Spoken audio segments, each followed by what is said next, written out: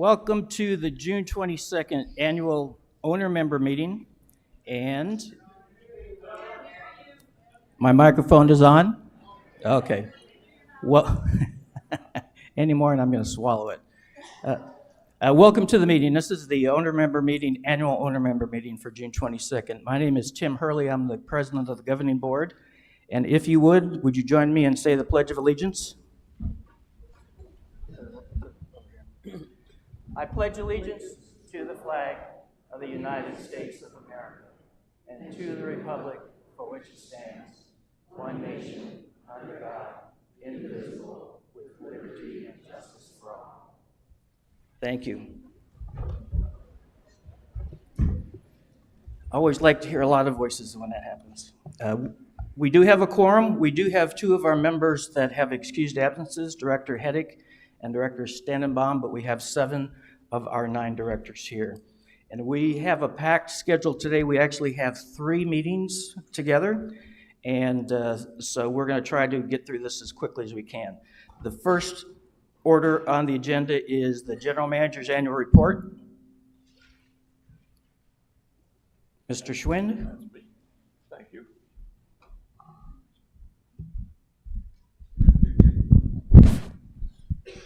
Thank you, President Hurley, and welcome everyone. Thank you all very, very much for coming. It's great to see a nice house to give these presentations to. So we'll get started. So we're going to talk a little bit about fiscal year 23. And I want to give a shout out again to the Governing Board and all of our committee support that we get on an annual basis. When it comes to dealing with all the things that we talk about on an annual basis and what we deal with budget and everything else like that, these are the big categories here that really affect the association. Budget and finance, to chartered clubs, sports pavilions, properties, and golf. They're all chaired by board members, and they all volunteer their time on a monthly basis to meet. And we ask, and we just love it when the fact that we get owner members stepping up to the microphone and telling us their thoughts. That's how things work here in the association. We work for you. So again, the countless hours that these committee members put in on a volunteer basis really goes a very, very long way in shaping what we do. So I want to talk a little bit today about staff recruitment, some operational efficiencies that we've got, the finance and investment team that we've put together, membership, CC&Rs, clubs, golf, our master plan updates, some general services, and a CIP update. So I think across Arizona, I think if you travel in-state, out-of-state, when you cross state lines, you see welcome to Idaho, welcome to Texas, and right below there you see help wanted. It's everywhere.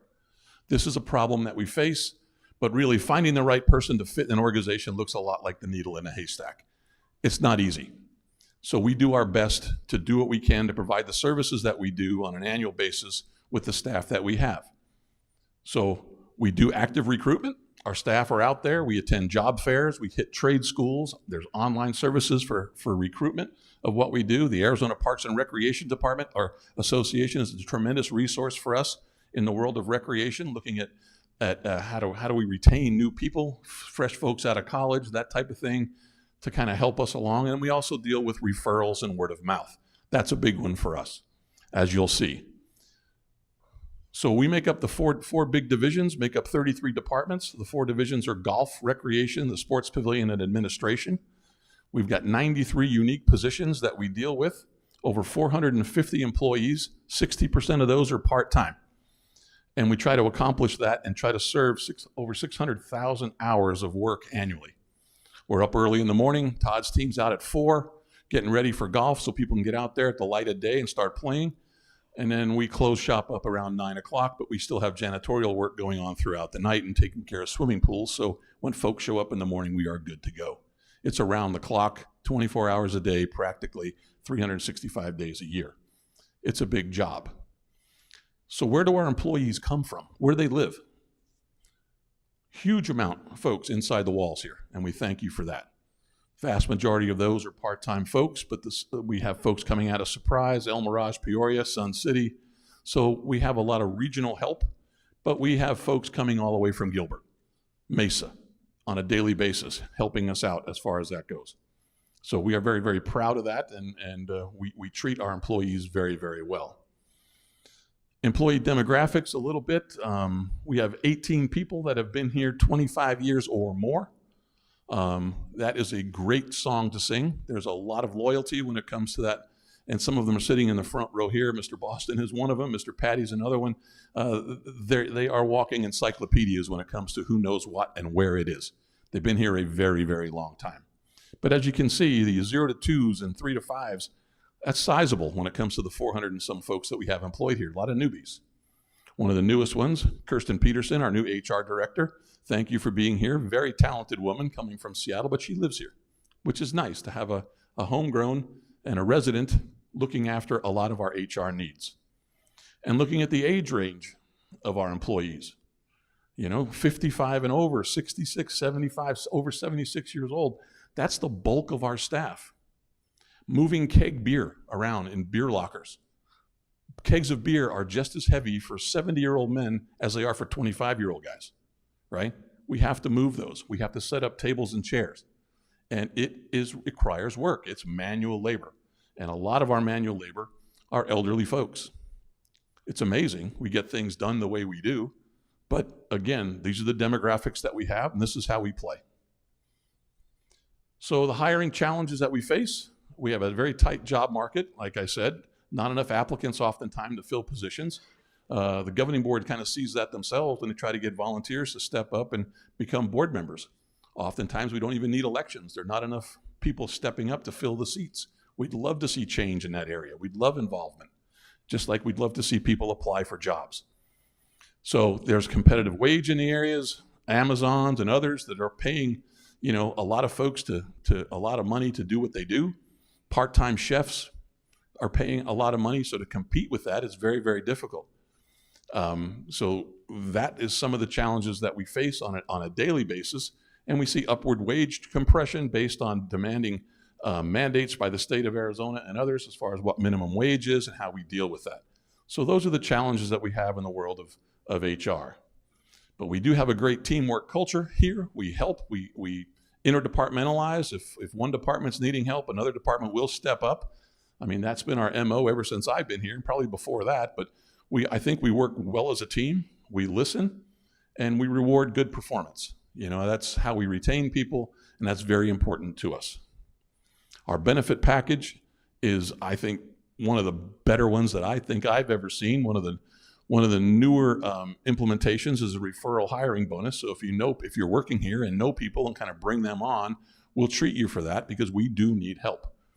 But long-term disability, basic life, health insurance, and the employee paid benefits and whatnot are all wonderful options. I know you've seen them all in the employment world, but we have a very, very good and healthy package.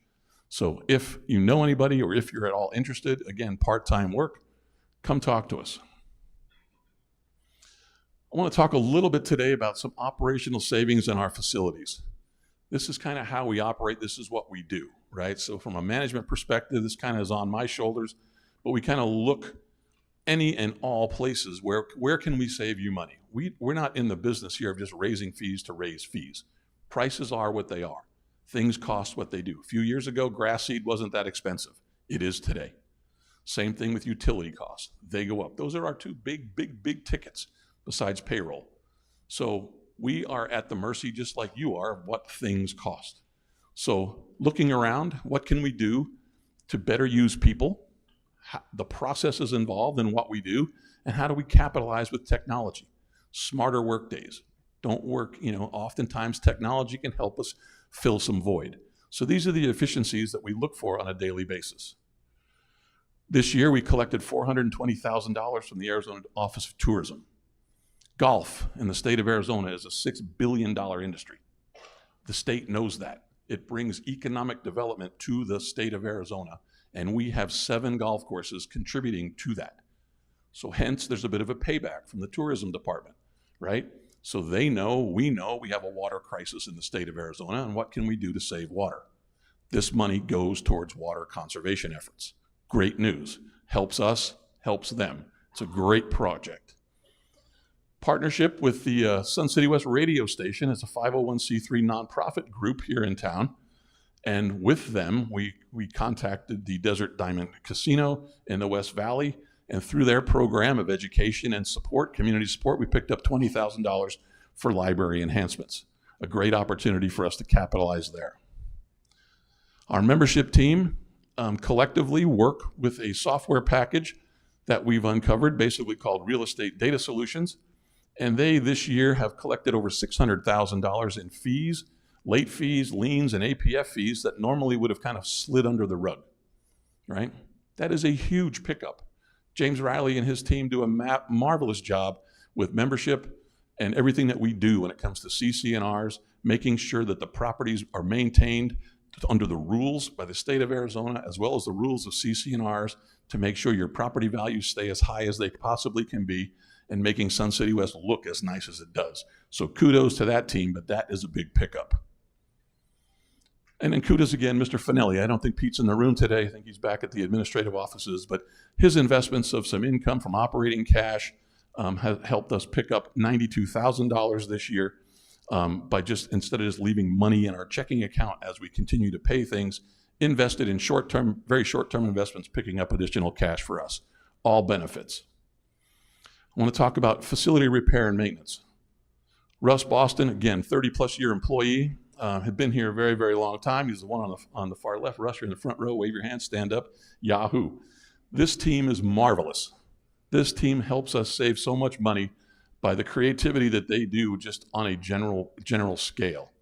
The walls that surround Sun City West, we paint. They paint or they contract out, but they try to do things as efficiently as they know how, and they do survive and they do win. Holes in the wall, people drive into plants, people messing up our medians and those types of things are things you might not realize that we take care of, but we do. Roof repair, air conditioning services, all those types of things. How many toilets do we have? Hundreds, a couple hundred toilets, and those go bad. So, I mean, things you might not think of that we take care of, this is the team internally that help us do all of the wonderful maintenance work that we do. A couple of cases in point. We went out to bid for some air conditioning service out at Kuntz, and the bid came in at 12. Russ's team put their heads together, saved us a little bit of coin, thinking, you know what, we can do that. And they did. And they continue to do things like that throughout our entire association. Additional work at Pebblebrook, and additional units at the Boomers and the Women's Club over at Kuntz help save us a lot of money. Middle of the night, we get called out a lot. Water breaks, various types of things happen late into the evening. These are the guys that go out there and fix things, right? So they're here 24 hours a day on call doing all the wonderful things that they do, and major league kudos to them. Other repairs, notable repairs that they did this year, I don't know if you know that or not, but new ADA assisted doors openers were installed at various locations around our association to help folks who need some additional assistance. Warning flags installed at some of our swimming pools to let swimmers know when they're nearing the end of the wall. Those were kind of portable in the past, but those are now permanent structures. Assembled a new beverage cooler for Lizard Acres as well. The popularity of that place has grown since its install, and we need a little bit more storage space, and these folks came through with the installation of a new cooler for us. So all very, very good. So let's talk a little bit about where our users come from and what do they use.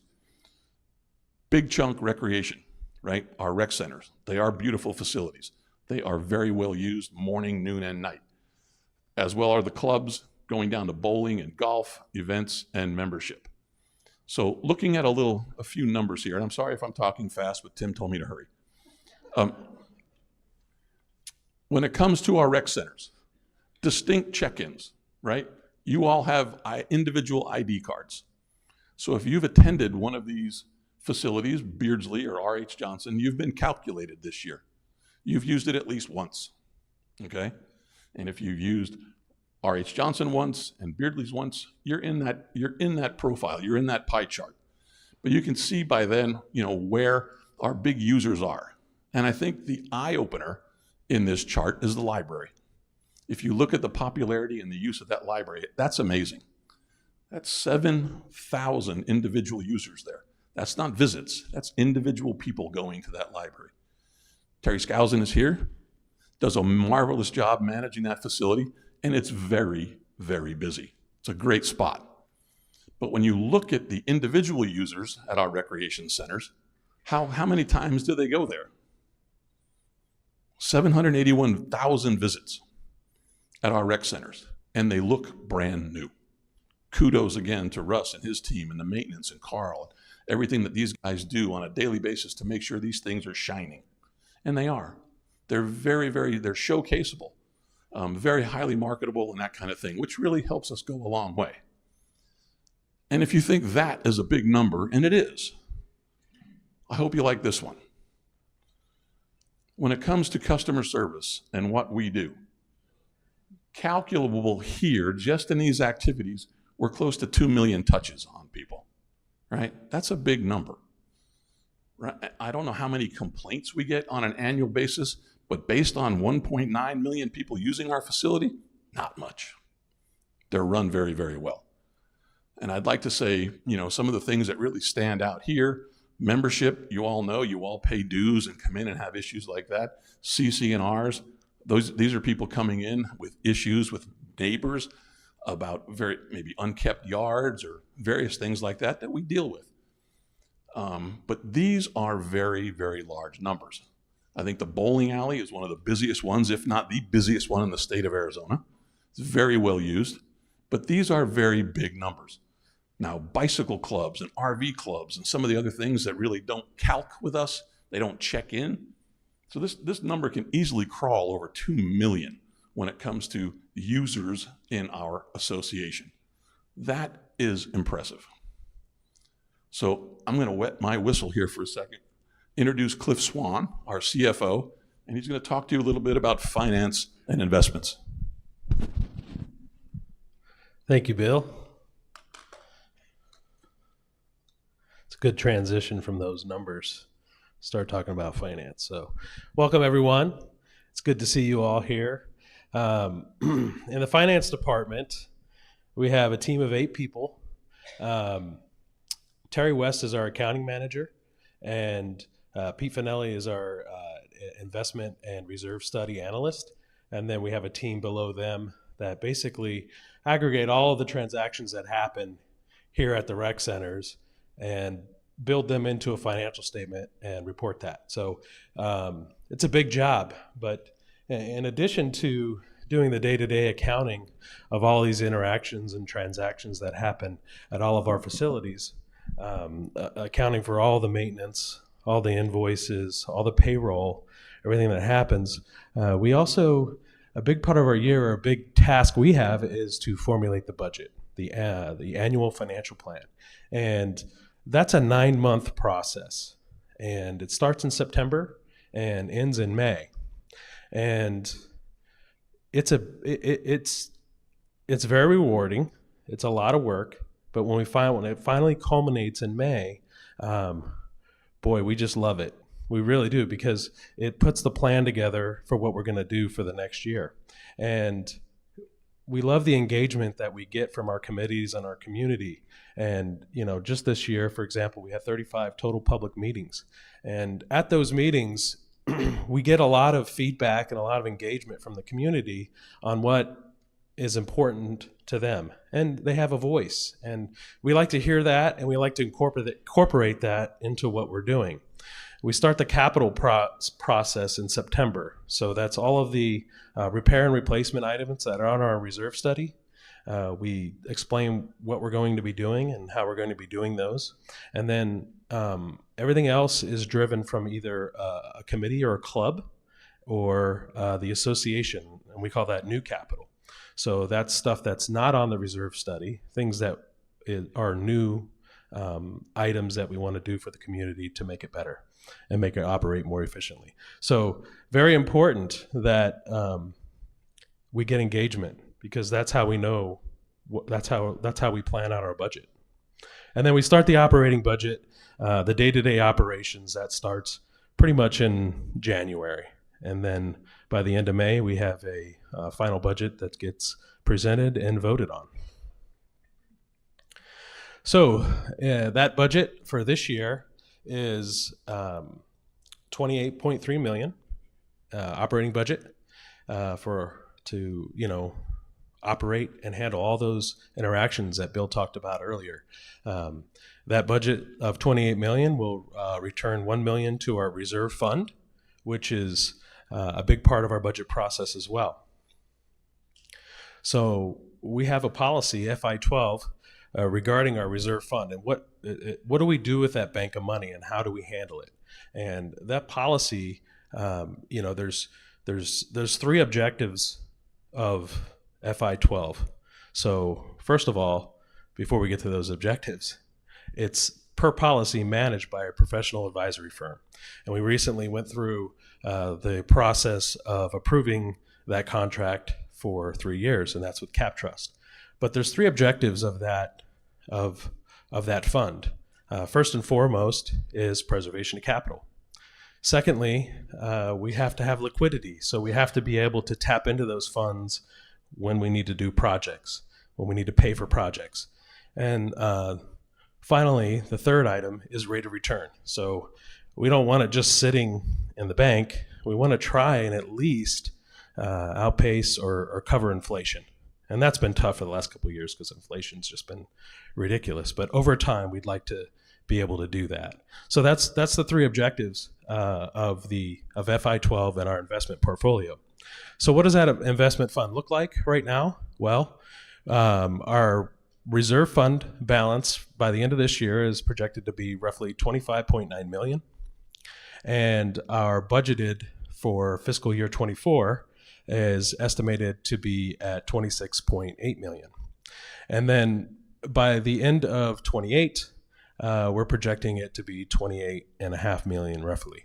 So how do we know that that's a good number? Well, we have something called the fully funded balance. But basically, policy FI04 states that we have to have acceptable reserves, that it's that the FFB percent is between 40 and 100%. So that FFB percent tells us how healthy that reserve fund is. And based on our modeling and based on our budget, we're projected to be at 49 this year and next. And then by 28, back up to 49%. It dips a little bit in 25 because we've got another big irrigation project that we have to do at Echo Mesa, and then 27 as well. But in that 5 years, we're still back up to 49%, which is something to be very proud of. So I'm going to turn it back over to Bill. He's going to talk about membership. Thank you, Cliff. Membership and CC&Rs. I talked briefly, Riley. James Riley's in the house, front row. Thank you very much for you and your staff, Susan Goodbauer, and all that you do with membership and CC&Rs. Again, thank you.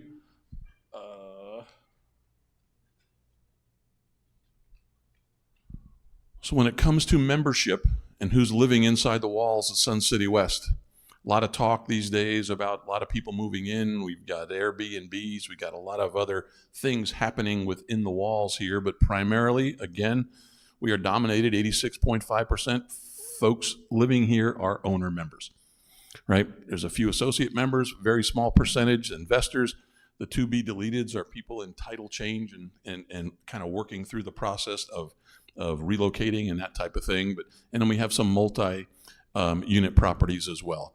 But by and large, owner members. And so when do people buy homes? So our membership team, as you well know, you all get invoiced every year, depending on whatever month you purchased your home in. We like to say that, obviously March, April, and May, February, March, April, and May, we do a lot of marketing to ourselves, and we like to lay credit to all the wonderful marketing that we do to help sell homes here. But I think the state of Arizona and God have a lot to do with the weather here. So I think that helps sell. There is spring training. There's other opportunities around that kind of help that along. But that's very, very good.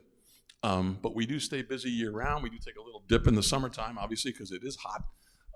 But that's kind of where we're at as far as that goes and what that picture looks like. But as far as the age here, this is a good sociological graph. You can come to your own determinations as what happens when people turn 84. But as you can see, this is what we take care of. This is the age brackets of the folks using our facilities. So it affects programming. It affects a lot of the things that we do, but we pay attention to that. But yes, can you live here if you're under 55 years old? Absolutely. Can't get a card per se, but there are rules and regulations at the state level and our internal level as to how this happens. But kudos really to folks over 95 years old, almost 400, living here at that age, man. That's great. I want to talk a little bit about CC&Rs. We talked earlier about that. I mean, this is the department that makes sure we are tidy, right? And a couple years ago, these guys were operating out of a broom closet in the back of the social hall. Not the greatest environment when you're talking about people with property deeds and issues and neighbor concerns and those types of things. They deserved a much better office. We managed that. So now they're at the R.H. Johnson facility. Swing by, come visit. But anyway, there's some great office space there. It's very casual, it's very professional, but there are quiet quarters if you have any kind of issues that you want to discuss. It's all good. But by and large, the issues that the CC&Rs folks face are primarily in the world of landscaping and upkeep, right? So this is kind of what we deal with, but there are all kinds of issues, from age restrictions, people living there that aren't supposed to be there, those kinds of things, issues with walls and fences and people putting up barriers in their backyards along golf courses that are not supposed to be there. But there are rules and regulations throughout our community. Various HOAs have rules and designations of what you can and can't do with your property. But this is a planned community, right? So the state of Arizona gets involved. There are rules and regulations that we have to follow, and the CC&R and the membership team is that department that helps us oversee that. But by and large, the staff is very, very good. So when complaints come in, they do kind of deal with them. The stage one is like within the first 21 days of the complaint, we try to rectify things and get things taken care of. We're very successful doing that. It's a great team. Sometimes things expand. People are out of town. They can't get to their act in time. So things extend. And then various reasons, things can extend out to later stages as far as penalties and fines go. Sometimes properties are in transition. People have sold a home. People have passed away. They're still for sale. So those kinds of things that we kind of deal with. Other agencies that are involved within Riley's domain when it comes to CC&Rs and property management. The Sheriff's Office, obviously, Maricopa County, the Game and Fish Department, Veteran Services, they're listed here for you to see, but there's a lot of interagency communication that takes place in Riley's world when we talk about property management. One of the things coming up sometime prior to 2025, we are a planned community, and I just want to say that there will be an election that we are going to be forced for the owner members to vote on, and that deals with parking on public streets. We don't own the streets. Maricopa County owns those, so people that park on those streets, as long as you have a licensed vehicle tag that says 2023 on it, your automobile is good to go. Sometimes people get uptight about people parking on streets, but it is legal. Sometimes if a car is abandoned on a street, Riley will get complaints, spider webs start growing on the car, but it is licensed, the tires aren't flat. There's really not much we can do since we don't own those streets. So when it comes to trailers, when it comes to RVs, those types of things, there are rules and regulations for that, but for automobiles, no.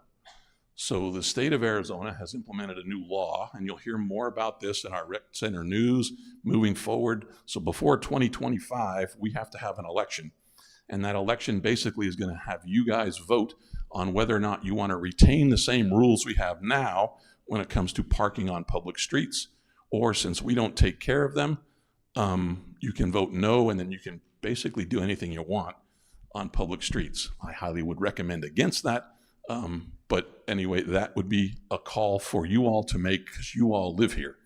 So as a planned community, that election is coming up, and that's a mandatory election that we have to have. And again, more educational material will be coming out on that, but this is something within the last month and a half that we've learned that we need to get that information out on. So you will be seeing a lot of that coming up. Casey Huta is here. She oversees our recreation and events division. Very, very popular, what she does and all of the things that we provide as far as entertainment and various club activity and the like. But over the course of the last year, 53 free events were provided and 46 paid for almost 100 events that took place inside the walls here at Sun City West. Great opportunity. And for providing all the free events and all the paid events, this division operates in the black, so kudos to her and her team to making sure things are run as efficiently as we know how. But over 31,000 tickets were sold for these 46 events, and that's sizable. And 1% of our attendees were outside transactions. So not too many folks, and those tickets are only available after a certain date, and the owner members here get first and foremost priority as far as purchasing these tickets, but that's how things lay out there. 93 chartered clubs, 6 of which are 501c3s. That's the Art Club, Broadcasting, Desert Gardens, the Palo Verde Patchers, Theater West, and the Western Airs. They have a lot of social contact and communication community-wise. They do a lot of community service work, which qualifies them for 501c3. The rest of the clubs are C7s, which are social groups. But they have, all of our clubs have annual events, tournaments, and that kind of thing, and we're seeing record numbers of attendance in these kinds of activities. So it's all good. So throughout the year and in progress, we look at space utilization. We have a work study group kind of looking at that. We try to make sure, we are using our facilities as best as we know how. We don't have a whole heck of a lot of options. So we want to make sure the clubs are in their right spot, doing the things that they need to do in an efficient way. So we are also revising rules and regulations and procedures known as our RMPs as far as how these clubs operate. And we're looking at tracking the software as far as utilization of these clubs, wanting to know numbers. When it comes to planning, when it comes to decision making, numbers are important. So when it comes to space allocation, we have 28 rooms dedicated specifically to clubs, 44 that are shared. We have 8 outdoor sports clubs and 16 golf course clubs. So that is that's busy. That's very busy, and there's a lot of activity going on. Board member Jack Leary heads up the Charter Club group, and with his team, we are working hard on making sure that we have the RMPs in order and looking at space allocation. So that is an ongoing program that the club committee is working on. When it comes to golf operations, I want to do a little bit of a reach out here to President Hurley. About 4.5 years ago when I came on board, Tim was a board member, and he reached out to me one day and just basically said, hey, Bill, he has a small group of guys, about 20, 25 guys that golf on Saturdays, and if I wanted to join them to come out and just say hi as a new general manager. I took advantage of that. I went out and met some folks, and that has been kind of a religious thing for me now for the last 4.5 years. I've been accepted into that club. I've earned stripes. I'm not wearing the shirt today, but go out there and golf. And so that serves a couple of purposes, really. And that I get an opportunity then to go out on Saturdays and play each and every one of these courses. So I get to see them. So when I talk with Pat O'Hara, is Pat in the house? Hi, Patrick. So when I talk to Pat O'Hara, I talk to Todd Patty and their crews, I know what I'm talking about, right? I have foot traffic on those courts. I see them. And the way I play golf, I see probably more of that golf course than most people. And so I know a lot about these golf courses, and it's been a great opportunity for me not only to go see the courses, which it forces me to do, get out of the office and go see the situations out there, but the ability to meet people on the patios and talk to them about that and talk to the group of guys that I golf with, half of which live here, half of which some live in Grand, some live in Phoenix and whatnot, but to get their opinions and their ideas and their talk back and their feedback on the conditions of these courses. It's great. And these courses prove that. They are very, very well kept. So here's the last 12 years at these golf courses. And you can see how equitably fair the use is on these things. Even the executive courses, right? It's not the regulations that are getting all the play. It's all of them. It's really good. And the executive courses play very, very, very well. And kudos to Todd Patty. I mean, his team does a marvelous job taking care of these things. And to think that, over the last 10 years, 500,000 people have gone through these places. That's a lot. And again, where are the complaints? We might get 1 or 2 a year, but considering the amount of impact and use that these things get, it's great. And so who's playing there? Blue Lines, right? Majority of members, locals. right? Very, very few. Very, very few outside guests and general public play coming through our facilities. Now, when I say that, it looks like not a lot of play, but those orange and yellow dots or gold dots bars at the bottom of that page, that represents $2 million annually. That's $2 million that owner members don't have to pay in their rates to kind of keep this operation flowing. So that's very, very important. And I think what you'll see at the bottom of that slide, if you study it hard enough, you'll see that the orange and the gold bars have flipped in size. And that's because during a recent audit, it was explained to us that, you know, our folks behind the counter, the guest fee was the same as a public playing fee back in the day. So they really didn't care which button they pushed because it was the same price. So to speed things up, you got people in line, you just push in the button, same thing. But the fact remains that the public play requires sales tax, and the guests do not pay sales tax. So you'll see in January, kind of the color of the lines, the bars switched. So that was kind of the explanation there.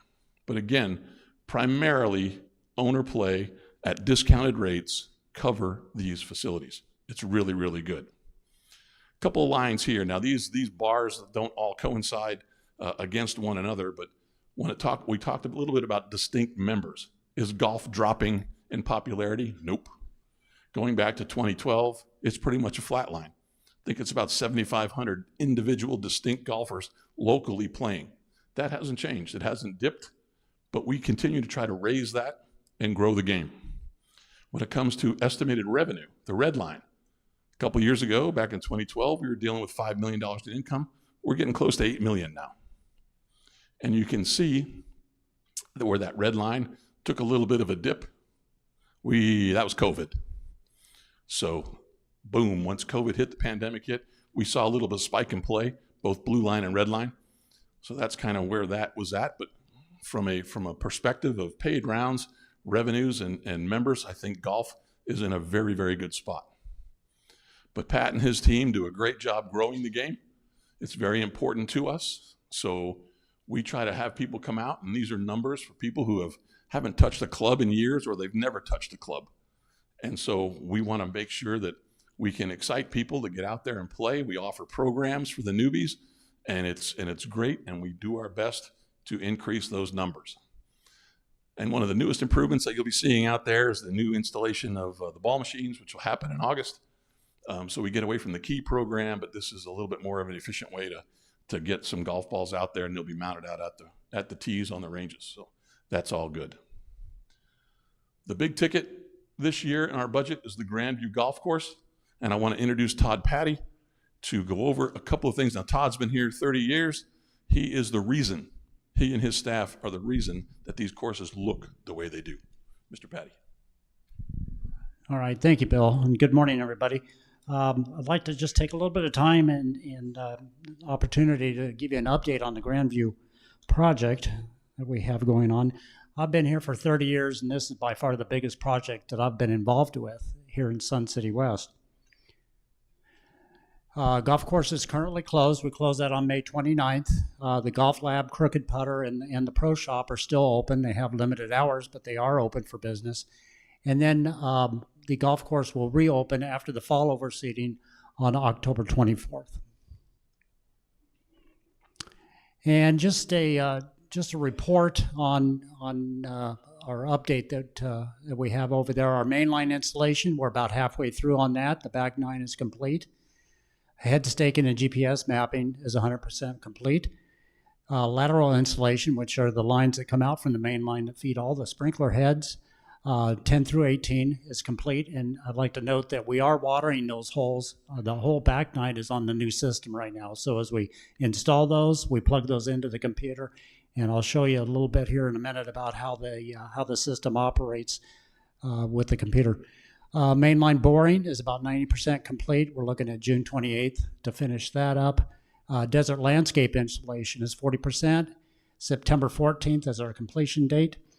And then the decomposed granite delivery. We have a lot of desert landscape or the rock going in. We're about 30% on that. about 20,000 tons in total for this project, or 823 truckloads coming in to Grandview to complete this. So I'd like to play just a short video that'll go over the new technology for the system, if we could.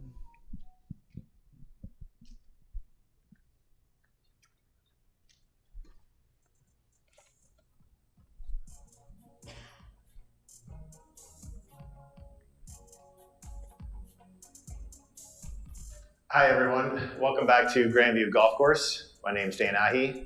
I wanted to give you a brief update about the construction project. It's moving along well. Crews are wrapping up the back nine and should be moving over to the front nine in a couple weeks. I also wanted to touch briefly on the new irrigation software that we have with the new system being installed.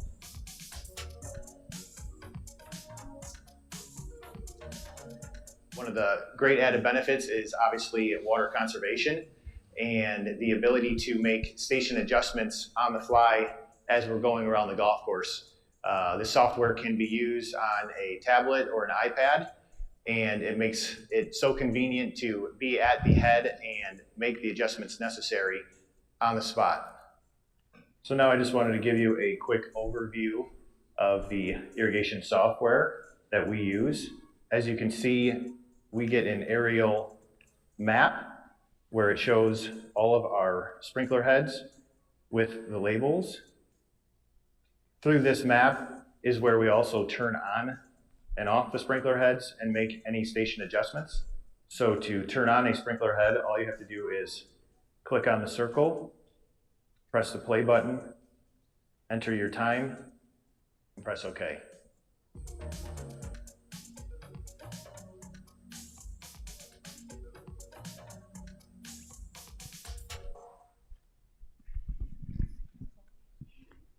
All right, as you can see with the new system, we have the capability of having control of each individual sprinkler head. Right now, the old system is on a block system, meaning that the valve controls 4 or 5 heads. So that's where you end up with some wet spots and some dry spots throughout the golf course. So we'll be able to dial this system in individually. So we could have one head that would have 3 minutes on it, runtime.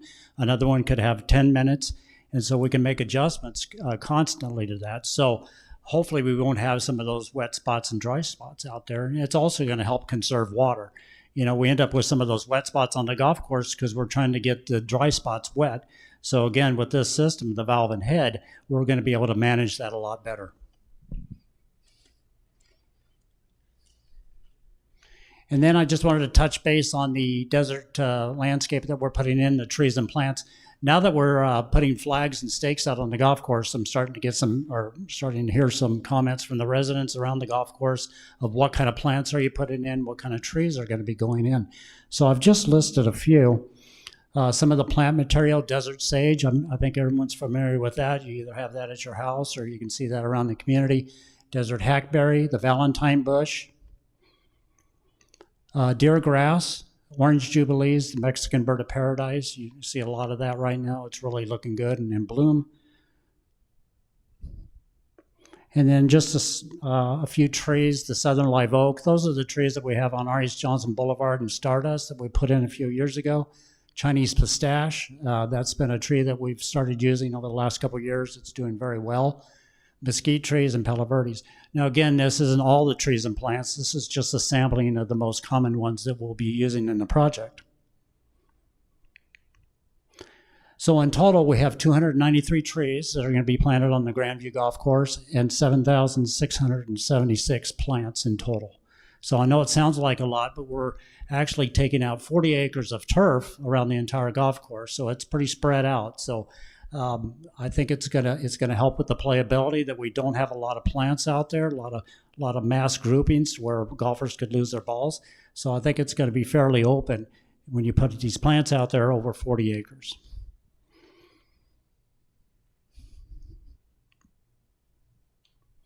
All right, and then water usage. This is 22-23 year to date. You can see that we've used a little over 1,000 acres or 1,000 acre feet of water so far this year. So we're doing pretty good. Last year for the same time period, we used 1,500 acre feet. a lot of this has to do with the rainfall that we received over the winter months. You know, it was good for us to conserve water. It didn't help our revenue as far as golf goes. And it looks like next winter could be another repeat. We're going into an El Nino year, meaning wetter than average. So we'll just have to see how that all plays out. So we're 440 acre feet under last year's usage. And like I said, we ended up quite a bit under our water allotment last year. So we're in good shape, providing that we have a good monsoon season this year. That's going to help. So if it's a dry monsoon season, we could erase some of that 440 acre feet of water. So we're just going to have to wait and see what happens. And now I'm going to turn it back over to Bill. He'll talk about the master plan. Thank you, sir. When we were talking, this goes back just a little bit to golf, but as we move forward in our master plan, a lot of things kind of help dictate some of that. One, in the state of Arizona, water conservation, I know, is a big topic, right? It's complicated, but where we sit, thank you, where we sit today when it comes to water conservation, the first project that we took is our big one, and that's Grandview. So a little over $4 million goes into the turf reduction that Todd was talking about, because the state of Arizona has a series of rules that the AMA is dealing with, and that's the Arizona Active Management Area when it comes to the Arizona water resources folks. So before 2025 hits and after 2025, any developers out there in the state of Arizona that want to build a golf course for a new subdivision, and anyone who owns a golf course and manages a golf course now have to get their playable turf down to 90 acres. There are communities around here that have golf courses with over 200 acres. It's a big ticket. Wall-to-wall golf. Pebblebrook's a big one, but not as big as you think. There are some in Sun City that are gigantic, 200 plus acres. Got to get down to 90. Other communities, around Scottsdale, Phoenix, that kind of thing. So to manage a golf course in the future, you have to have 90 acres of playable turf maximum. So a couple of our golf courses are already there. Deer Valley, Trail Ridge, desert trails, right? Desert type courses and that kind of thing. We're in great shape. But as Cliff noted earlier, looking out the 5 years on our plan with our fully funded balance, that's accounted for. So we are in good shape. So next year, this year's budget that was recently approved has some planning dollars in there for Echo Mesa, which we'll tackle a year from now, as far as removing a few acres of turf and getting that down to its legal load. Another year of planning, and we'll see Stardust. Another year of planning, we'll do Pebble. So that's all budgeted for and accounted for. So I think, again, we're in very, very good shape. And the state of Arizona knows of our plan and is approving of it. So we are good. But when it comes to water and when it comes to the master plan, right, for the last year and a half, we've talked about that. We've done some surveying. We've done some research. We've had public meetings. We've had a lot of dialogue with professional consultants coming in, working with us to help us learn a little bit as to what you want as owner members. To do a master plan in 25 minutes isn't really a good plan, man. That might be a little bit of a guess. So we're taking our time looking at things, and basically the big ticket is data. We shared some of that with you earlier in some of my graphic numbers as far as what we're doing, but we really, really want to know who we are.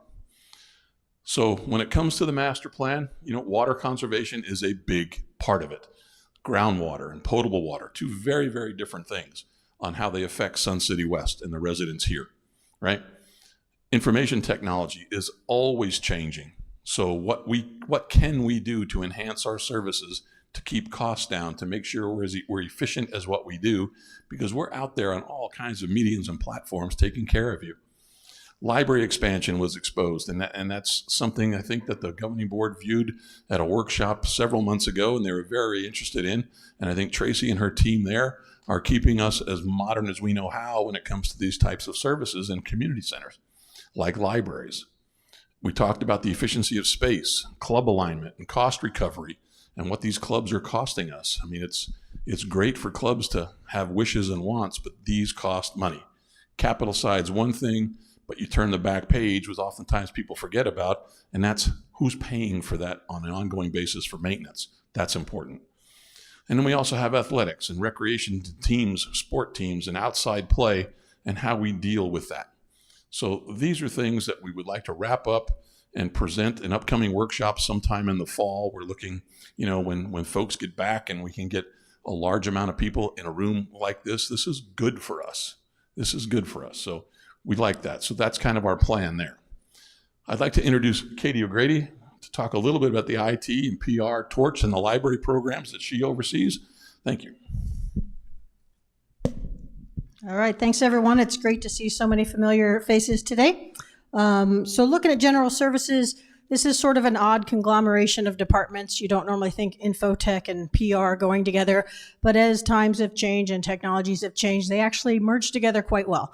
The Grandview video you saw earlier is a good example. The IT side of the house is very much behind the scenes, putting in all that infrastructure and that networking so that that software will work and connect all those heads. And then doing the video on the front end, the publicity side, to keep our residents educated and understanding how we're spending your money. So the two do go hand in hand. We've got the library as well. And as Bill said, Tracy is doing so much technologically down there that it's involving IT and more every day. Even if you don't consider yourself a reader, I would highly recommend you check out the library, especially the new digital catalog. There's free classes, arts and crafts classes, foreign language classes. There's so much that you can take advantage that aren't necessarily strictly books. For the book lovers, we're going to talk a little bit about that in a minute. All right, so on the back end, the IT side, the behind the scenes that you don't really see, I want to show you a couple examples.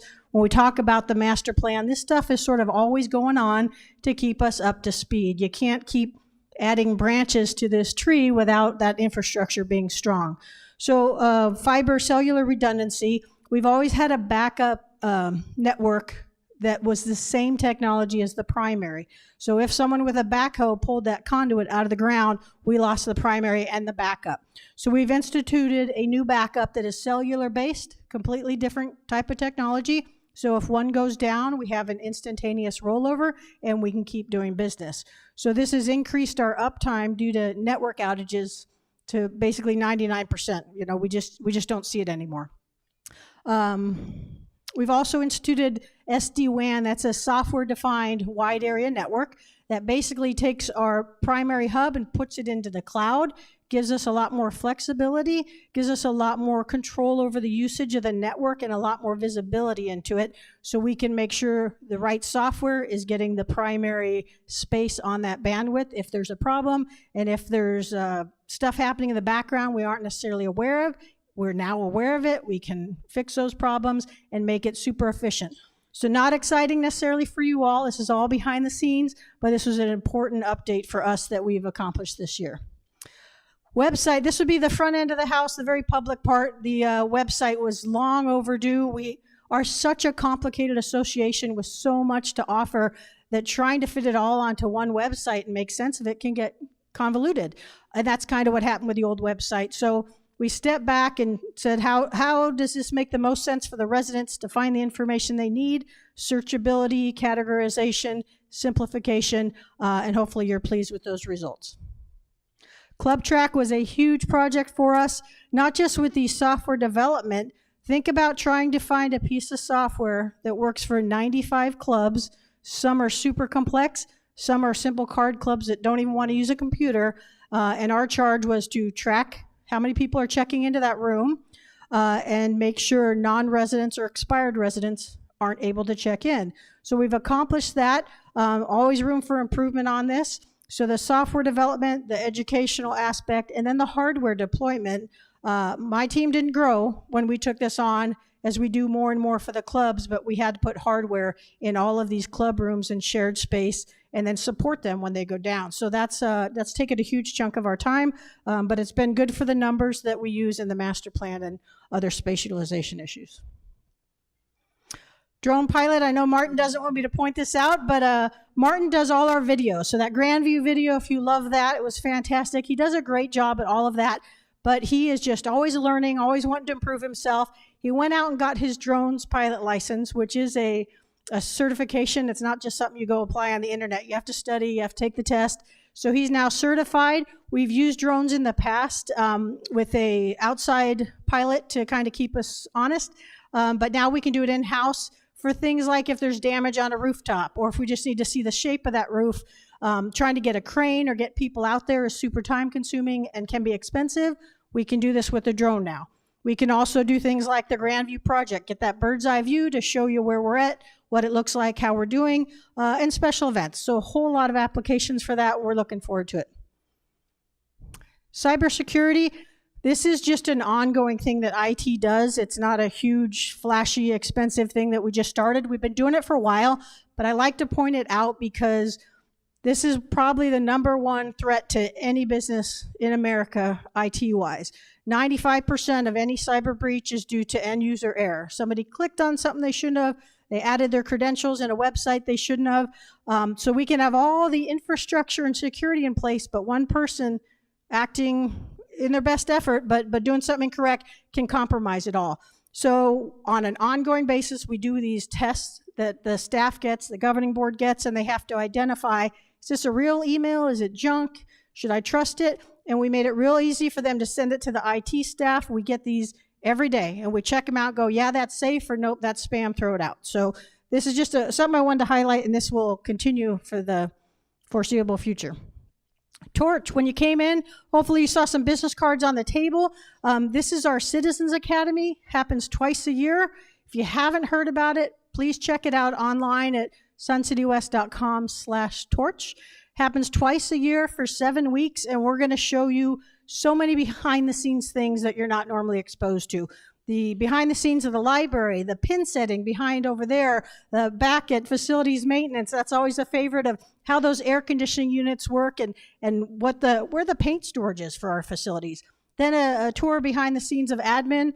Plus you'll also get to hear from the GM, the governing board president, finances, and then all those external 501c3 organizations that support us, like PORA and the Posse and Prides. You'll learn all of that stuff. We've had people that have been here 20 years or more that have taken it that were like, oh my gosh, I had no idea. So check that out if you're interested. We are almost full, by the way. I think we're 2/3 full for that fall class. So library software, I just touched on that, but I want to elaborate a little more. The library team did an excellent job surveying all the different available pieces of software out there and came up with this new one that the searchability, the filtering, looking and finding what you want is so much better than in the past. You can put holds on your book now and get a text response that it's available. It now also merges your digital publications, your books on DVD or books on CD with the printed publications. So it's just much more user-friendly and intuitive. There's an app that goes with it. What else am I missing on that? Author recommendations, category recommendations, so check it out. And again, there's financial resources on there if you're an investor. Universal Class has hundreds of classes that are free to you as a resident that have nothing to do with reading. So the library is truly becoming more of a community hub, and you're going to see that in the master plan proposal for a library expansion. Along those lines, the number of events they do down there, we've had 2 nationally recognized authors come down and be on their first book tour, so they were signing copies of their books. We've had a local authors event to give exposure to those folks, and Tracy's working very close with some of the charter clubs to offer free arts and craft classes, different classes that we're giving exposure to those charter clubs as well. So always fun stuff to do down at the library. The puzzle is underway now. If you haven't started or done your part, I think they're 9 bags into this 50,000 piece puzzle. So go check that out if you're interested. And that is it. Thank you. Thank you, Katie. So to prove we listen to committees, somebody said we need to have horse racing in our community inside the walls here. So Katie and Carl ripped out some asphalt, but anyway, the horses couldn't arrive due to COVID or something. I don't know. But anyway, this is last year's section of parking that got replaced. So 40 years from now, someone else is going to have this same conversation with somebody about we need to do that again. But the blacktop that you see from where it ends here in front of the library over to Fry's, that's going to look like that shortly. That is an approved budget project for this coming fiscal year. So Carl and his teams will be out there busy supervising and maintaining that. But I do want to introduce Carl Wilhelm. He oversees all of our capital improvement projects, but all of the restorative work and the replacement projects done this year. Carl's going to give you a little bit of update on that. Thank you, Bill. Welcome, everybody. Great turnout. Always proud to be able to be at this meeting at the end of the year and kind of show off some of the accomplishments. 23-24 or 22-23 was unique. It was a little bit more of a repair and replacement, and in lieu of glorious additions and things like that, a little more of a conservative approach to make sure that our facilities are looking great. As Bill mentioned, yes, we are in a season of asphalt repairs, replacement, roofs, things that, we just kind of take for granted, but even in your own personal lives on your home, you know that they're the long-standing items. Every 15 to 20 years, you got a roof to think about. Here we have parking lots, roofs, and a lot of structural entities to our buildings. Asphalt restoration, we had 4 asphalt seal and stripe projects and 3 mill and replacements. Mill and replacements are a really big deal. Not only do they provide a sense of safety and security once they're replaced, but the benefit is that they last 25 to 30 more years based on our restorative process of the seal and stripes, which we do 3 to 4 years for each parking lot. You compare a Safeway or Fry's parking lot to a rec center's parking lot any day, and you will see the difference on how we maintain and take care of these areas of our facilities. So R.H. Johnson Lot 2 in front of the library was done. This year, coming up later this summer, we're going to do the area in front of admin, social hall, so from the sports pavilion all the way to Fry's. We don't expect any closures in the buildings. It's just going to create an area where folks are going to have to walk from the library parking lot to get to some of their activities in the village courtyard and the social hall, or maybe find a nice spot over at Fry's and put your name on it. So I didn't say that, though. We also had the metal shop redone. That was very convenient. The traffic that came after the new construction and addition just helped, take that old parking lot and kind of finish it off. So we put a new one there, and Deer Valley Pro Shop received a brand new asphalt parking lot. Roof restorations. Again, this season being a little different than new buildings that you get to see the glory of something extra that you get to use in each and every day. The behind the scenes of our roof restoration program is, if we don't take care of them, we have a huge expense in actually tearing off the construction products that make our roofs. But because of our consulting that I do with some major product manufacturers in the industry, investigating our roofs, we come up with a yearly restorative program. We do yearly maintenance, make sure the drains and the roofs look good. If there's any bubbling anywhere, we do touch-ups. That comes at a very low cost. And then on a cycle, all of our roofs are on a program that we can evaluate. And when that roof comes due, we do a restorative process, and that basically a major cleaning, taking off some of the old coatings, putting down a fresh coating at a mid-range cost, and that extends our warranty anywhere from 10 to 15 years, depending on what style of roof it is. So if we stay on top of that, 10 to 15 years, we will avoid having to have a $500,000 roof tear off 30 years from now. So we maintain that. You can see what that looks like when it's done. The industry changes, new products. We have things that coat our walls that prevent us from having leaks in places that the buildings across this country have experienced before. So everything's always improving. 14 buildings in golf were done. So every pro shop and every major maintenance building out on the golf courses were completed, either in a flat roof scenario where you see where it's that nice white coating, or some of the tile restorations. And then this coming season, we have some more tile projects over at golf. We did R.H. Johnson Village Courtyard. That's a very large roof system. And then a few of the smaller areas like Men's Club. And we continue this program, a few roofs each and every year. Energy conservation has been a focus since I got here 6 years ago. We are in a season where technology has improved and we can actually get a return of investment on changing out our lighting. No, changing out lighting from old fixtures to new is not free. but the return of investment over 4 to 7 years is worth having this modern lighting in here, and that is about the time frame that we recoup our expenses from our utility bills for having this modern lighting. And we expect another 25 to 30 years, or until a new technology comes out and shows us a better ROI on that kind of product. So again, not glorious, not a building addition, but R.H. Johnson this year completed all 4 rec centers 100% now for all of its interior room lighting to LED fixtures. We are done also with all of our parking lots throughout the rec centers, and our next phase will be working on some of the golf buildings, interiors, and maintenance buildings out on the golf courses over the next couple of years. Another highlight was the R.H. Johnson mini golf facility lighting conversion. So we also approach slowly, and based on ROI, the return of investment, is it worth it to do some of our sports facilities? One of the items this year in this budget that was just recently approved was a conversion of LED fixtures over at pickleball at Palm Ridge, and we could not prove an ROI. So the governing board asked the right questions and made the right determination to, let's put this on hold until we can find the right product for the right price so that we can get our return on investment. Compliance, safety, security, and storage was another focus this year. We completed a lot of projects that had to do with upgrading monitor stations for more accessible use to our members for ADA purposes, safe environments that aren't so tight.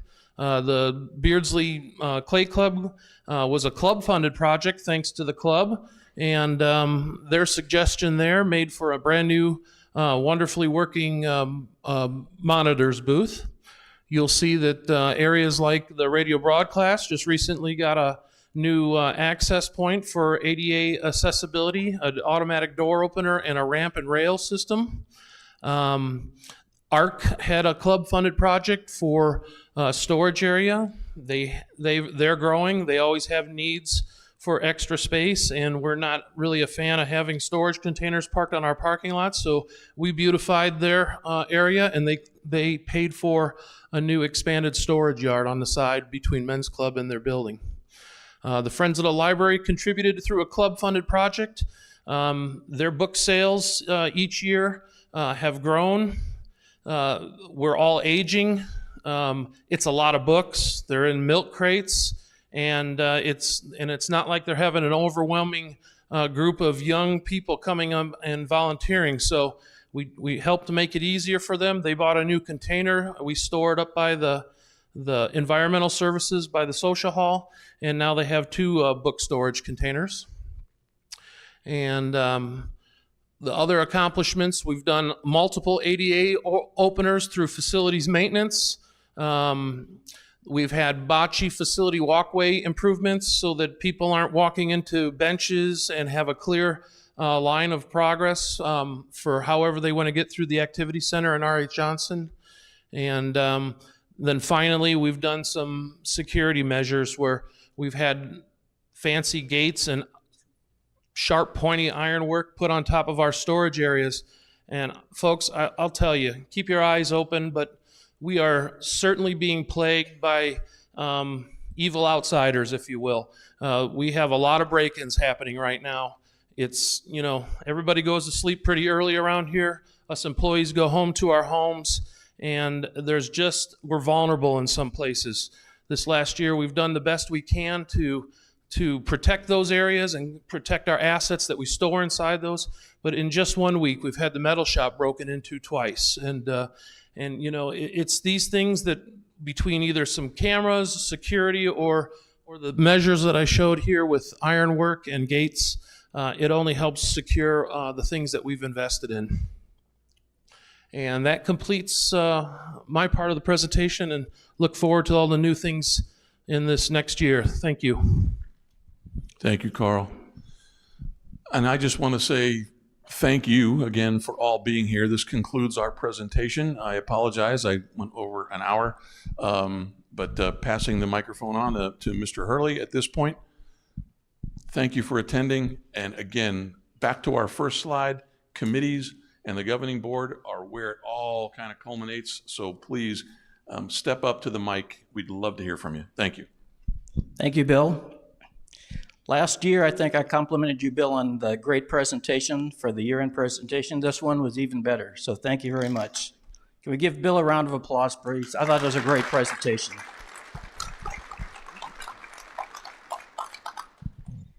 It was just a year ago, I was a newly elected president. We had this annual meeting, and one of the things that struck me was some of the comments that we heard about the governing board, about how the governing board always seemed to be arguing and quibbling about different things. There was some discord on the board, and one of the goals that I set personally was to make sure that the board operated in a professional and collegial manner this year, and they have, and I appreciate the board for doing that.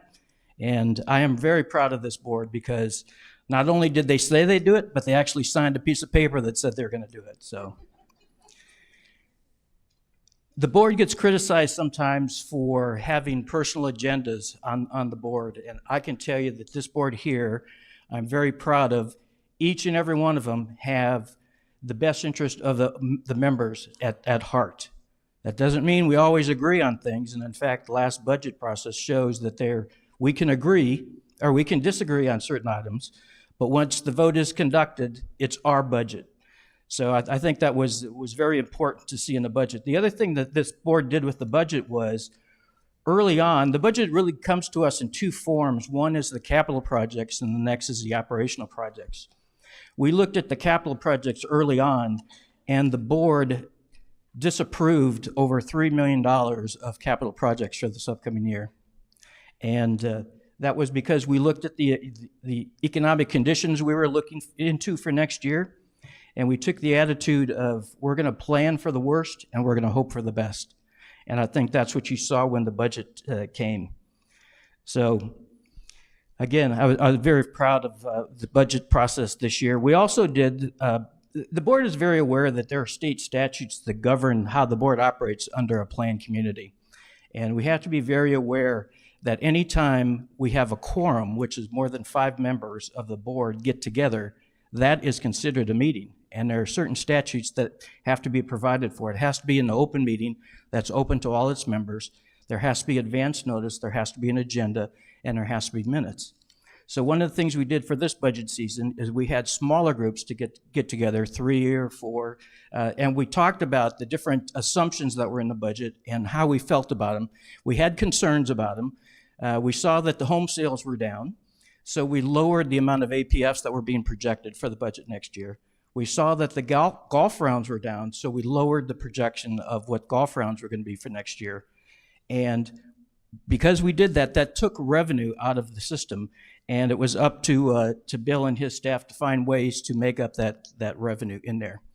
So one of the other things we did this year that it's at the president's discretion, but there are meetings, there are in the bylaws that are called the general manager's operational meetings. And basically what those are, we reinstituted them this year. What they are is they're less formal, more roundtable type discussions where the board gets to get a report from the general manager on the day-to-day operational activities. And we get to ask questions, and it's a lot less formal than sitting up here with cameras and things like that. They are open meetings, you can go to see them. They're not on Facebook because we do them in a smaller meeting room, YouTube, I should say. But they're very helpful, and it's been a welcome addition to the board this year because we can get questions asked and answered of the general manager, and he can ask us our opinion on different things in more of a roundtable fashion. So that was one of the other things that we did. We also started discussion on some pretty hard topics for next year, and they will continue into next year. The first one was during the budget process. Credit card fees was a big issue. It came up. We're spending over $500,000, excuse me, $500,000 this year on credit card fees. And we were looking at a way to mitigate that, but we could not reach a consensus on the board as to exactly how we were going to do that. Give you an example, the B&F committee unanimously said, charge people to use their credit cards. Well, the golf committee unanimously said, no, don't do it. So it was one of those things that was put off until next year. Will be further discussion with the B&F committee to find out how we do that, if we do that, and where we do that, okay? One of the other things that came up in the discussion, and this was actually an idea from the board, is to use some sort of index to predict what our operational revenues would need to be for next year, okay? We did a semantic change to the way we didn't do it, we asked the finance department to do it, prior to the budget coming up, there was at the bottom of the revenue statement for the revenues, there was a line that said excess operational cash inflow, outflow. And basically what that meant was if there was money left over from the operational revenue, that went directly into the reserve fund, okay? And in this year where we're cutting down the number of APFs, we're cutting down the number of golf rounds, we asked that be changed to a separate expense line item so that it shows a reserve fund allocation, okay? And the reason that's important was because before it was hidden up here, and we had 2 years ago when golf rounds went through the roof and our APFs went through the roof, we had a very, very large operational cash excess inflow into the reserve funds. And people looked at it and they said, well, that's a bunch of profit. How come you guys are generating a bunch of profit? Well, no, it wasn't profit. It was by policy to move that into the reserve fund. So what we did this year, what we asked them to do this year was to create a balanced budget where operational revenues, operational expenses matched, and that there was a separate line item for contributions from the membership dues into the reserve funds, okay? Most of the reserve fund is funded by the APFs, the asset preservation fee, that new people moving in or when a title changes, they have to pay. But this is actually a dedicated amount that comes out of the dues that go into the reserve fund. And what the reserve fund is, as was stated earlier, is like the savings account that we use to pay for all the repair and replacement things that go on around here as a normal course of business, okay? It's kind of a wonky when you start to think about what that actually was, but that was actually a big move. And Director Stannenbein was the one who brought this up at the end of last year, but it's taken a year to get it done. And I really do think that in the end is going to pay good dividends for us. One of the other things that we did was it's the board's position that the facilities and the amenities at the recreation centers of Sun City West are paid for and are specifically for the exclusive use of Sun City West cardholders, owner members, associate members, and tenant members. And there were a couple instances this year where we changed policies to make it more difficult for outside people to come in and use our facilities. And that, too, will be another topic that will be discussed more next year. We did some things with some of the golf rates to make it higher for outside people. We made a slight adjustment so that member guests don't pay as much as outside people do. And we think that gap will widen too, where we have outside people coming in to play golf. Most of them are guests of members, but we do have some outside people, and we just want to make sure that we're getting as much money out of those folks as we can. So, we're actually running an experiment today. As you know, that this is being presented live on YouTube, okay? And we've set up a computer. Director Leary, the secretary, is monitoring comments that people may have placed on YouTube during our meetings. There's a slight delay between what we're actually saying and when it pops up. So if anybody is online and they want to make a comment, now is the time to do it, okay? I'm going to go back and take my seat here for a moment, and we are going to open it up to member comments. There's a podium back there that you sign in your name and then walk up to the microphone, sign in your name and rec number, and we'd be more than willing to hear any comments or questions that you might have. At the conclusion of that, we're going to adjourn this meeting. We're going to take a 5-minute break, and then we're going to go directly into our normal business session. Okay? We're going to have end-of-year reports from the various committees. We have several policies to vote on, and we have some recognitions to do. So if you have some comments, please feel free to get up. And like Bill said and everybody else said, it's great to see so many people here, because when you have an election and you have 4 places and only 3 people run, it doesn't say very much for the rest of the community. So we'll take your comments. Let me get back to the seat.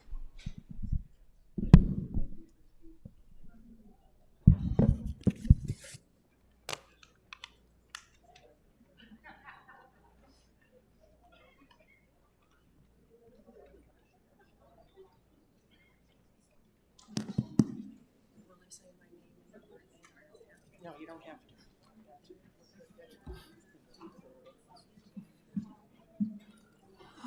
My name is Debbie Dorn. I'm the outgoing president of the Rip and Sew Club that's been around for about 44 years. And I just want to go on record saying that we've operated on Sundays for at least the last 10 years, and I'm hoping we will continue to do so. Thank you. Okay. Thank you for your comment.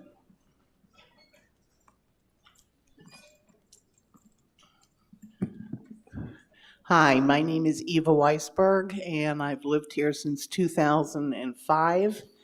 And I was wondering, I was roaming around the web page, and it's very hard to find a phone number on the main page in the box for the hours of operation.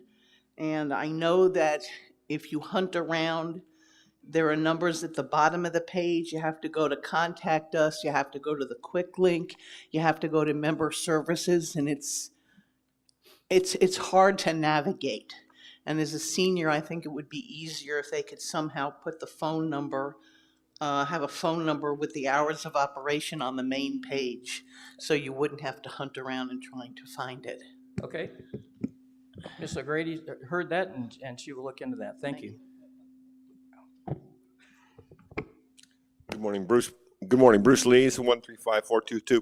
I was just curious as to if someone could give me an update on the R.H. Johnson Pool resurfacing project. Heard rumors floating around, people talking that this was scheduled to occur sometime in September, but that bid hadn't even gone out yet because the budget doesn't go into effect until July. And I was wondering if there was going to be some kind of discussion how it was going to affect members in versus September versus another month of scheduling. Appreciate it very much. Thank you.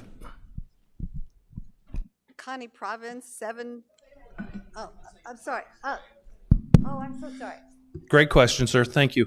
Yes, the governing board did approve the resurfacing project for R.H. Johnson Pool. July 1st is the first available time for release of funds. Before July 1st, I've been working with vendors on getting bids in, and they're due now, so we're going to be reviewing that very shortly. That project is planned for a September timeframe based on the conversations with those vendors in advance, that their schedule would meet that. There's always the debate each and every year for any time that I have a pool project, why do the non-snowbirds get affected by summer projects? Folks, the reality is our lowest member counts are during the summer. And R.H. Johnson is excluded from member counts. It is busy summer, winter, or fall, and I recognize that. Staff recognizes that. It is still the best cycle. It avoids going into an inflationary increase in price increase by waiting till the spring or a further date. So the inconveniences that I do know burden our community members, whether you're a swimmer, whether you're just there for recreation, whether you're part of a club, we're doing our best to relocate you at other facilities during that closure. But sometimes when we do expansion or change, everybody suffers a little bit and has to share in that. And I know it's a hard pill to swallow sometimes, but we do our very best. We do have all the other pool facilities, but currently R.H. Johnson is planned for a September timeframe, should take about 3, maybe 4 weeks. But we are going to get that started and finished and get that pool opened right back up. And it is a rubber surface, just like you've experienced at Kuntz, and I hope that you enjoy it. Thank you, Carl. Next. Connie Province, 72854. And my comment was, I would like to see the governing board agenda be posted more than 48 hours before the meeting, so those that are still active members can have time to reschedule our events. We would love to be able to do that. The problem is that the agenda keeps changing up until that 48 hours. And 48 hours is a state statute for. Oh, well, we could try. My other little comment is on the toilets, because you all brought it up. And when my dad was still alive and my husband, they are taller than me, and they kind of would like taller toilets as you replace the short ones. There you go. All right, thank you. Thank you. We'll move that right to the top of the priority list. Yes, my name's Lynn Holly, 136942, and I've been a resident here, my husband and I, since 2021, so relatively new. But I understand the guest passes are going to be going up, increasing to $6 for adults, $4 for children at the rec centers. And I would just want to propose a family pass to be considered, and I'm suggesting $35 for the time period that they're here. I have family that lives up in Prescott. When they come down and visit, it's 2 adults, 3 kids. With the proposed rates that you're suggesting, that's $24 a day times 4 days is almost $100. And that's on top of increased rec fees that you're wanting us to pay every year as well. So the $35 would be something that you could just kind of give back to us members as a nominal fee. I have a sample here of the passes that I can hand out. You just put the name of the resident, the time period that it would cover, and you could staple the receipt to the back. But also just to give a little perspective, in 2021 when we moved here, guest fees were $3. Now they're going to go up to $6. That's doubled in a 3-year time period. And also, it used to be just $3 per head. Now it's divided out between adults and kids, so I'm not sure why that is. But again, just a $35 family pass. I've lived in neighborhoods prior to moving here where we also had guest passes. You could buy like a 20-punch card, for instance, for $50. And every time you visit and bring a guest, you would just get a punch remote. So that's what I'm suggesting is something, a little more nominal. Okay, that sounds like a great topic for the Budget and Finance Committee to take up next year. Director Rhodes, did you make a note of that, please? Excuse me.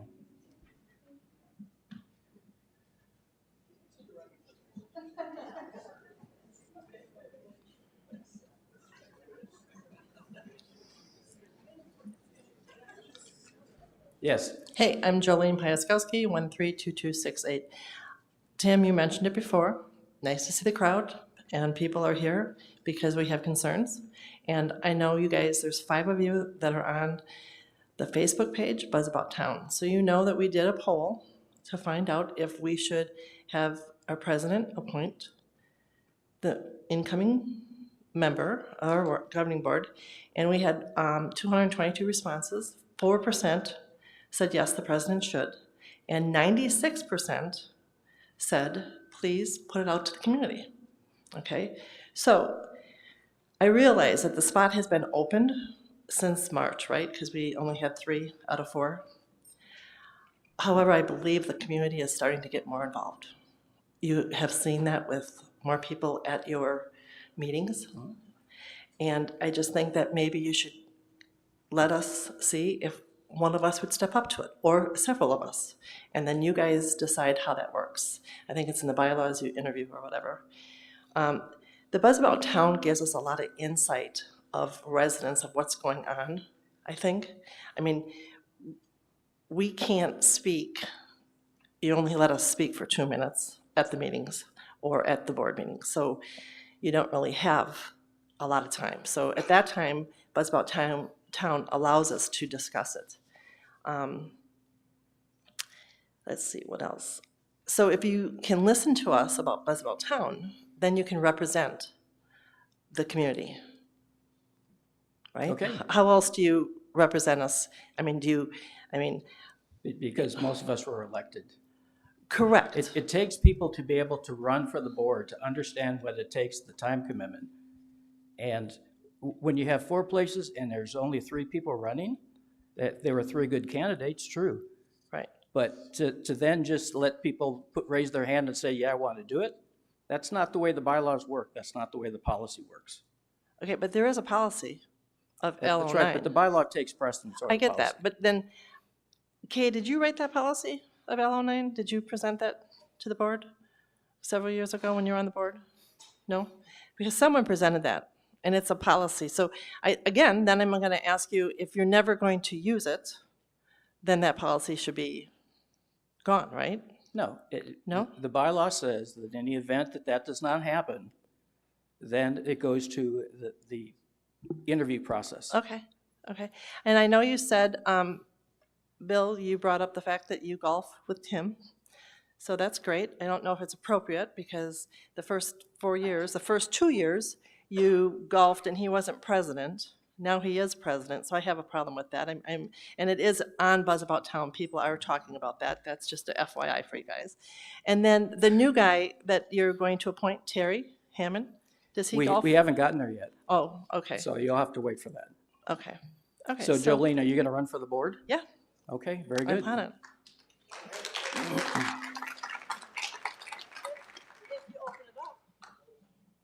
But otherwise, that's March? Yes, you will see. You can apply next November when the the election process begins. Hi, I'm Veronica Karaback. My number is 125281.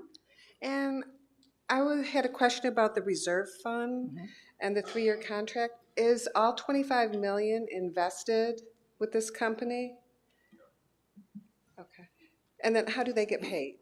Was it like a one-time fee or is it per their transactions? We'll have the CFO answer your question. A percentage of the investment? Is this on?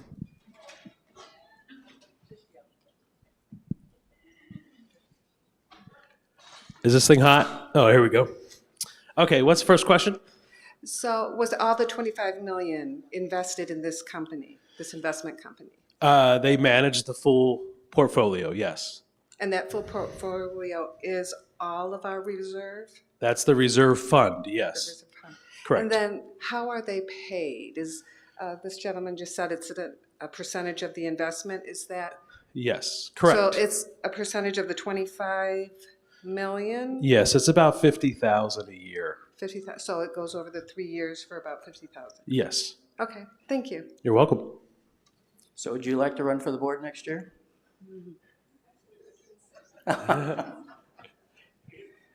Yes, ma'am. Hi, I'm Lisa Hathaway. I've lived here about a year. My concern is, I was told that it was 4 tickets per household and then it went up to 8. I know people personally, like here, there's so many tables and there's not very many tables that fit in here for a band. And these people now that have 8 tickets per household are bringing in people from Sun City, Goodyear, and Surprise in their table. And a lot of the people that live here are not being able to get tickets for the dance because of that. And I guess I'd like it to go back down to 4 per household. Okay, we'll have Casey Huta, our recreation manager, address that. Hi. Sorry about that. I believe we did start that and we implemented it last year. And I'll have to talk to the events department on the increase and see what we can do for that. The other thing we kind of looked into is, like they brought up earlier, is the credit card fees, so the transactions. So we kind of took that into consideration as well. Kind of a lame excuse to your point, but we'll look into it for you. Especially the smaller cabarets, which only hold 336 people, which we do sell out right away. Did you? What happened to it? There it went. But when you can only buy 4 tickets per household, it mixes the people up and you get to know people here instead of bringing in, 8 people or 6 people from other communities. We're getting there. So just remember, 2 years ago, anybody could purchase tickets to any of our events. And so we were seeing not really that many outsiders purchasing, but it was about 5 to 6% Now it's at 1% as far as the transactions are concerned. Okay. Okay, thank Thanks. you. Thank you. Yes, ma'am. Hi, Melissa Van Dyken, 136045. And my question has to do with the new member orientation, or the newcomers orientation that happens every year in October and in May, is it? Or March? Do we have the date set for both of those times yet? Again, Ms. Huta. There we go. Yes, right now we have one absolutely set for January 10th. I had that on my officer, I don't know if you are an officer of any club, but I did have that in my officer's presentation as a save the date. I don't have one for the fall this year, but after January, we will start doing a fall one starting 2024. Okay, so you're only going to be doing one Coming up. January 2024? We'll be doing one in the fall in 2024 as well. So next year we'll start back with 2. Okay, so January and then the fall of 2024. Nothing for this fall, though? No, unfortunately not. Sorry. Okay, and when you do those, are they going to be located here Palm again? Ridge. Mhm. Okay, good, because it didn't work last year having them split out over several days. And I agree. that was kind of a disaster. So how do we plan on getting our newcomers introduced to the clubs? Me. So we do that. Like I said, at the officers meeting in January that I held, everybody got a save the date slide, and that's on there. And then I put on there more information to come. I do have a staff member that is going to be reaching out to all the clubs, and we do it through MailChimp.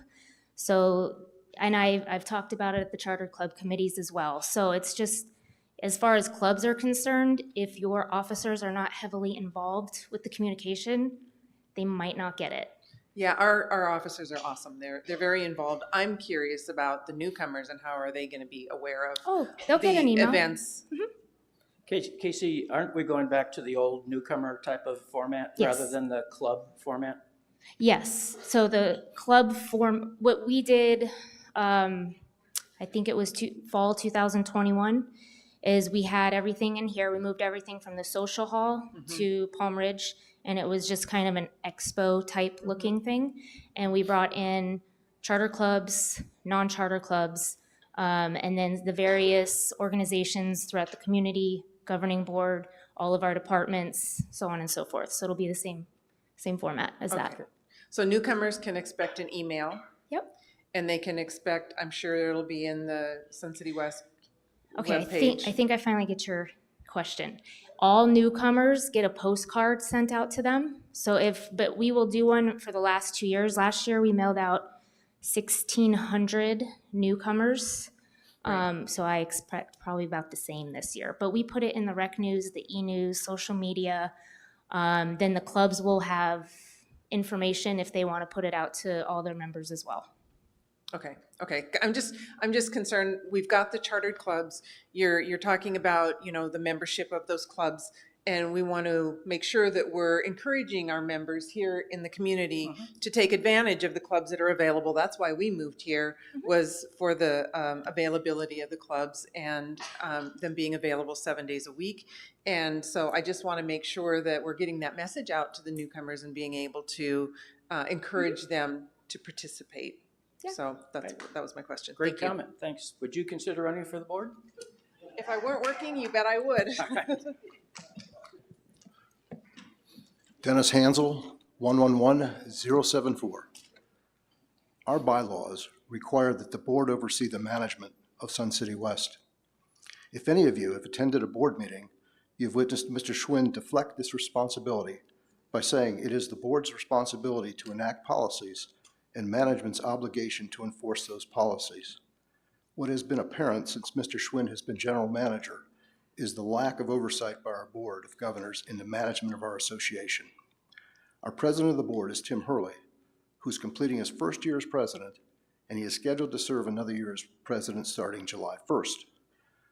Before he started his first term as president, I asked Mr. Hurley if he would support the community if the community felt Mr. Schwinn did not meet the community's expectations. I told Mr. Hurley that the community had great difficulty with Mr. Schwinn's closing our store, closing our golf courses during the pandemic, and keeping everyone employed at a time when most of the facilities were closed during the pandemic. Hurley told me he thought Schwind was doing a great job. After this discussion with Hurley, I wrote him a letter and asked him to reconsider becoming president because his friendship with Mr. Schwind would at least give the community the appearance of bias towards Mr. Schwind. There is great dissatisfaction in this community with Mr. Schwind. Whether it is the annual increase in dues or asset preservation fees, the ever-increasing amount of employee wages and benefits, or his lack of guidance in the investment of our reserve funds, Mr. Schwind's performance must be called into question. This board's unbridled support of Mr. Schwind is illustrated by a recent event. An owner member appealed a decision Mr. Schwind made. I got to stop you right there, Dennis. That was a closed meeting, and we'll have no reference to that at this meeting. No, no reference to it. There's a First Amendment, sir. No, no reference to it. Thank you. That was a closed meeting. You are going against the confidentiality of that meeting, and we will not have it. I have a First Amendment. What is the statute that prohibits me from talking about it? No, sir. That was a closed meeting. You were in it. No, sorry. What is the statute that limits me from talking about it? 1804. Open meetings. That's one of the stipulations why meetings can be closed, because it was talking about not only a member but an employee, and we will not discuss it in this open meeting. No names are being mentioned. We will not discuss it in this open meeting. So continue with your remarks. Well, and that is part of the problem, sir, because there is no doubt that Mr. Schwind has the unquestioned support of the majority of the present board. The community is presented with an opportunity to change the composition of this board by recalling several board members who have displayed an unhealthy allegiance to Mr. Schwind instead of the community.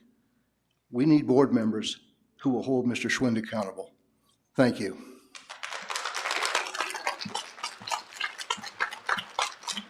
Thank you for your positive comments as always, Mr. Hansel. 110391, Suzanne Jones. I'm part of the Automotive Restoration Club, and the board knows that we have a 2016 Mustang that we are raffling off, and one ticket is $20, 6 tickets for $100. Let me tell you, because we are a 501c3, this money goes to good causes. So let's go down to ARC, let's buy tickets, and let's support ARC and our community and the various charities that are throughout the community. Thanks. Thank you.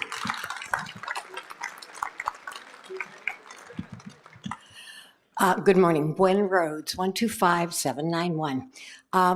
Last November, all of us had the opportunity to go pick up a packet. Only 3 people got enough signatures of those that went to pick up packets to be able to go for an election to be on the board. We didn't have an election. There were 4 openings. We had 3 people. So we didn't have the public meeting where those people got to tell us about themselves. We didn't have the public meeting where we got to ask very specific questions of them. I think this is wonderful. The semi-annual meeting in January had 8 people. This is wonderful. The Budget and Finance Committee, the forums, not many people show up. So this is wonderful. I got involved a few years ago because I began to, something like this, where I began to pay attention. It's amazing what I learned. I went to Torch. It's amazing how much more you get. I've lived in this community for 12 years. These buildings, these properties are in as good, if not better shape than they were 12 years ago. They are equal to what they were. So I understand putting back money back into a savings, i.e. a reserve, so that we know and can plan for in the next 5 years things that have to be done. I didn't want to get a special assessment because the state of Arizona said, you got to decrease the size of your golf courses. So I didn't have a bill for $10,000 coming to me. We have reserve funds for a reason, so I appreciate that. I also appreciate that we need elections. I wish we had 4 people that would sign up or 5, personally 5. We got to see 2 of these individuals because they were either on the board or on a committee. So we got to watch them for a length of time. The third person We didn't get to see Alan, but he was my lead or team leader for Torch. So he had been a member of Torch, and he came and he volunteered.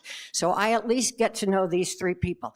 If we don't have someone that's committed to saying, I'm going to do this for 3 years, we run the risk of people that have pet peeves or personal agendas. So I highly recommend that we look at people wanting next fall. Tim's had great articles in the newspaper each month, our newsletter, so informative about how we run. So I appreciate that, but I'm just saying, this is good. I was just recently was on a board and I was treasurer, so I understood the IRS regulations of why we couldn't have the village store running the way it was. I was treasurer, so I know the law for those organizations. So, you know, if people take time and pay attention, watch these meetings on YouTube. I go to very few of them, but I watch almost all of them on YouTube. Thank you. Good, thank you.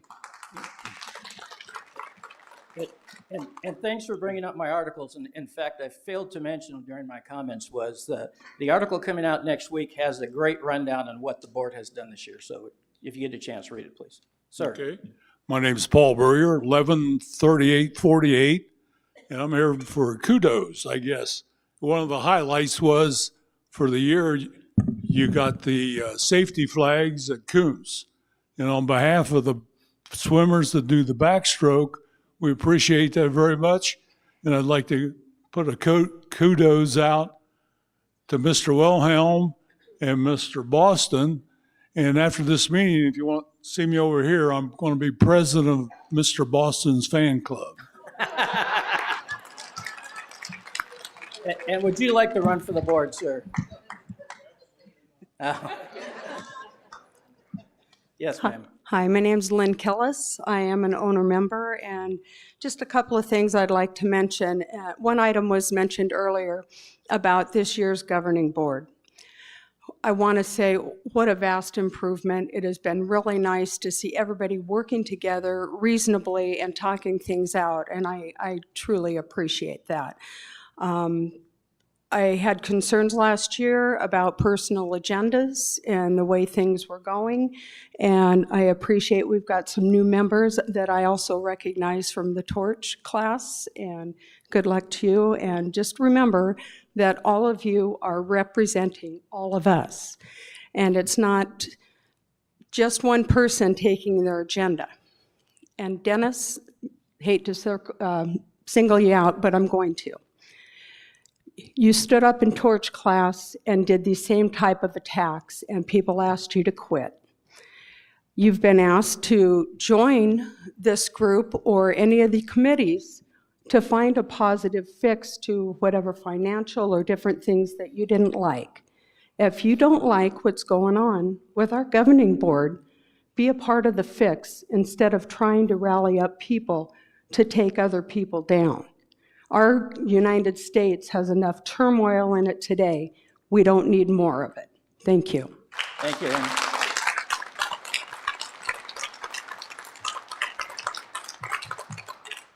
Do we have any other people that want to make comments before I go around Dr. Jolene? Oh, Jolene, let's get the ones on the screen first. And we'll Okay, ask. perfect. I just have a, hang on one second. Yeah. Oh, he's going to ask questions from the web. am I on?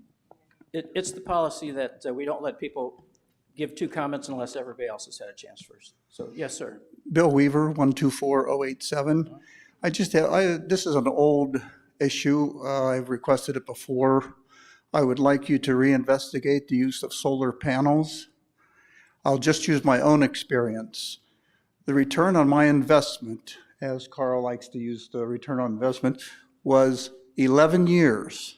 The life of solar panels is 25 years. That means the next 14 years are free. Now, I know commercial is a little bit different than residential, but there would be a lot of uses, especially over the golf. The tees at the driving range would be usable during the summer if there was shade. That'd be a great place for them. When I spoke to George a few years ago, he said there was a problem with three-phase. Since that time, I have talked to both the vendors who installed my panels and other vendors. three-phase is not an issue with solar panels. You can do three-phase as well as one-phase. So the return on investment should be looked at, and I used my retirement funds because the return on investment for solar panels for me was twice as good as anything I could find in any stock market or anything. So the return on the investment of solar panels that need almost zero maintenance over their lifetime, that's usually projected at 1 or 2%, is a significant investment. And we have money to invest. It would be a useful project in 11 years. Commercial might be different, maybe it'd be 15 years, but then the money's all coming back and you've got revenue coming in after that. Thank you.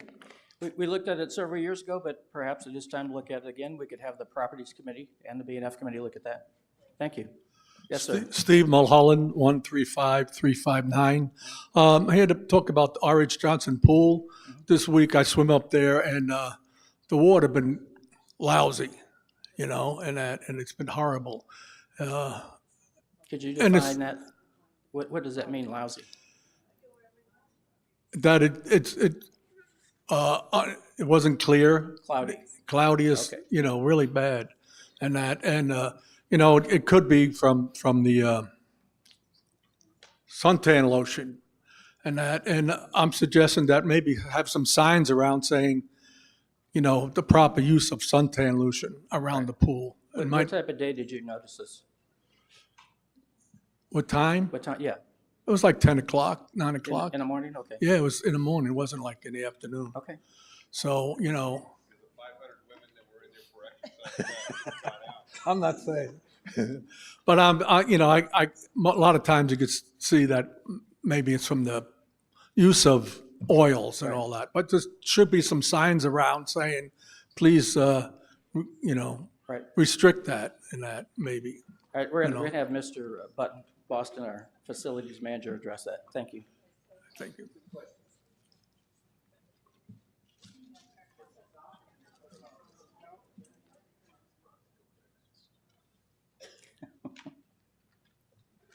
Be given a class on how to operate the microphone after this meeting. Right? We don't cover sound and audio, does it show? So yeah, the Johnson Pool gets a ton of use. There are signs, Maricopa County requires them. Everybody does not read them because you're supposed to shower every time you go into the pool. That doesn't happen. Even if they did shower, they put on lotion, they're not going to go shower again before they rinse themselves off in the pool. So it's a task we have to deal with. Heavy use is going to create cloudy pools. I will say that the R.H. Johnson Pool has the most sophisticated and up-to-date filtration system that is out there. And we take readings every day, so if you ever are concerned, feel free to call my office. We have all of our readings written down. Most days that pool is crystal clear. I could read the date off a dime. So, thank you. Okay, yeah, we're gonna take the comments from the YouTube channel. I have 4 comments here. One is from Gloria Ara. It's in regards to the budget and the golf rounds. She says golf rounds could be down due to the harsh winter we just had. We may want to consider that aspect. A lot of golf was canceled during league play this year due to weather. Okay, that was considered, but it was more the rounds throughout the year that were down that was the concern for us, lowering the estimate of the golf rounds. Okay, next comment is from Dan Griffiths. His comment is to change the minimum age to join a club to 55. To join a club. I don't believe there is a age minimum. There is the only requirement to become a member of a club is you have to be an owner member, associate member, or a tenant. Right. So he's suggesting raising it to 55 so that we exclude members under that? Yes, that's the way I interpret his comment. Okay, well, thank you for the comment. The next comment is from a named T Meister, with T-E-E, so it's a golfer. The comment is, if the GM ops meetings are open to residents, it needs to be in a room that will allow for proper seating and also on YouTube. It may not be what you want to do, but is what you need to do. The GM ops meeting conform with the statute that we have, and it would really change the nature of the meetings not to have it in a roundtable forum. So we're going to table that comment for now. Okay, and then the final comment I have is in regard also to the water quality. It's from somebody with the initials of BJK. It's not just R.H. Johnson that has water quality problems. Okay, thank you. All right. Okay. Jolene. Jolene. So I'm going to just go back to the fact of the board being Mr. Bill Schwinn's friend. Last February, I called Dick to ask him some questions about our finance. Dick Rhodes. Director Rhodes. Okay. Right, Director Rhodes. And I asked questions, and he said, yeah, I can't answer those. Good questions for Bill. Good questions for Bill. Do you remember that phone call, Dick? Mr. Rhodes? Okay. Dick, no worries. I've got a meeting today at 1 o'clock with Bill. I will present those to Bill. Go to meet Bill. Carl was there, which was a surprise because I thought I was just meeting with Bill. We went down to go look at the tennis courts, and only to find out that that's when Mr. Bill Schwinn told me he's not going to talk to me. And I was like, why? Oh, Dick Rhodes, Director Rhodes, did you call Bill? Let him know all the heads up that I had questions for Bill? Is that how we work? Do we not work for the residents? Do we tell Bill what these residents wants to know? So he wouldn't ask any of my questions. And that's the same time he said to me, Jolene, I've been in this game for 30 years. Don't plan on taking me down. So all I'm asking you guys is to open up, to understand that we are here as a community. Residents have concerns. And when you have people on the board that give our general manager heads up on my concerns, that's a problem for me. Okay, thank you for your comments. Yep.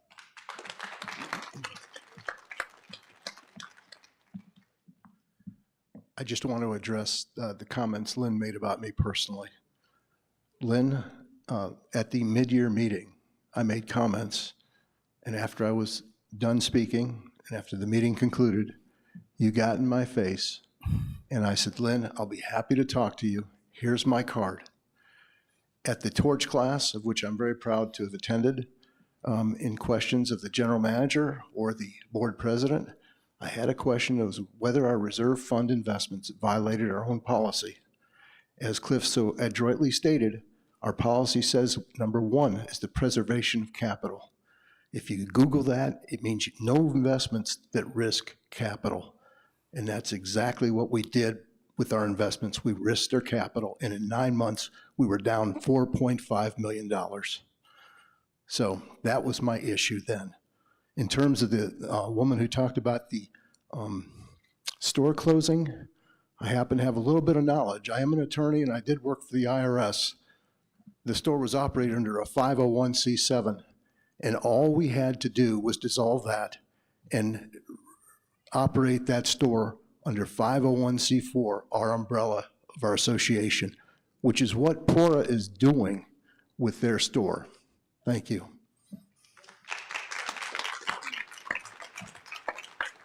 Okay, are there any other comments? Do you want to address that? I don't think it's necessary, but if you would like to. If not, we're going to adjourn the meeting at 10:58. We're going to take a 5-minute break and come back at 5 after for the regular governing board meeting. Thank you.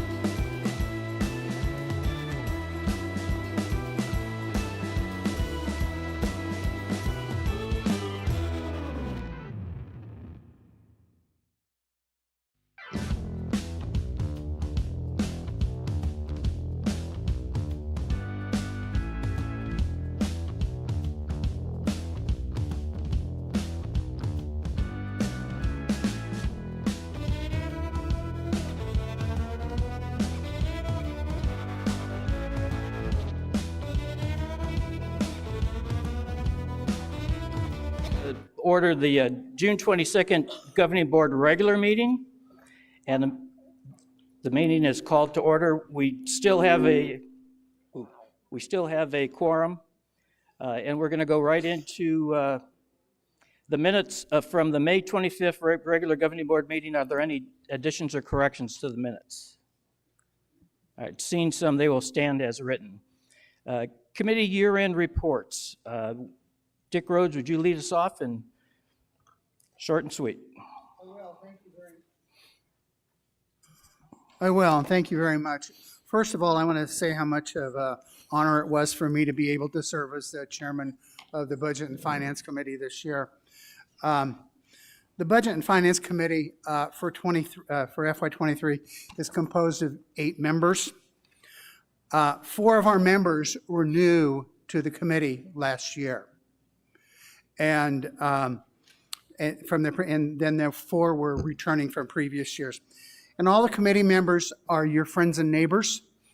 They are residents of Sun City West. They have professional, work-related financial backgrounds, and they all have a thorough understanding of the budgeting process. And I want to identify them. I don't think there might be a couple in the room, but that's okay. Gary Bosak, David Miller, Susan Redmond, Ann Brown, sitting right to my left, John Hobald, Frank Bagnato, and Christine Novello. And Christine was recently elected to the board, to the governing board, and she will be on the Budget and Finance Committee again next year. So, hooray. We met 14 times in public. We had 100% participation of our committee members in 11 of 14 of the meetings, and we had a quorum in the remaining 3. We had items that were presented and that we reviewed budget and finance for the monthly financial statements from July of 22 to April of 23. So every month we went through that with our staff from finance. We went through all of the capital improvement plans, both the recurring and the R&R and the new, and all of the subsequent changes. We did a comprehensive review. And when I say a comprehensive review, it was a deep dive in 17 financial policies.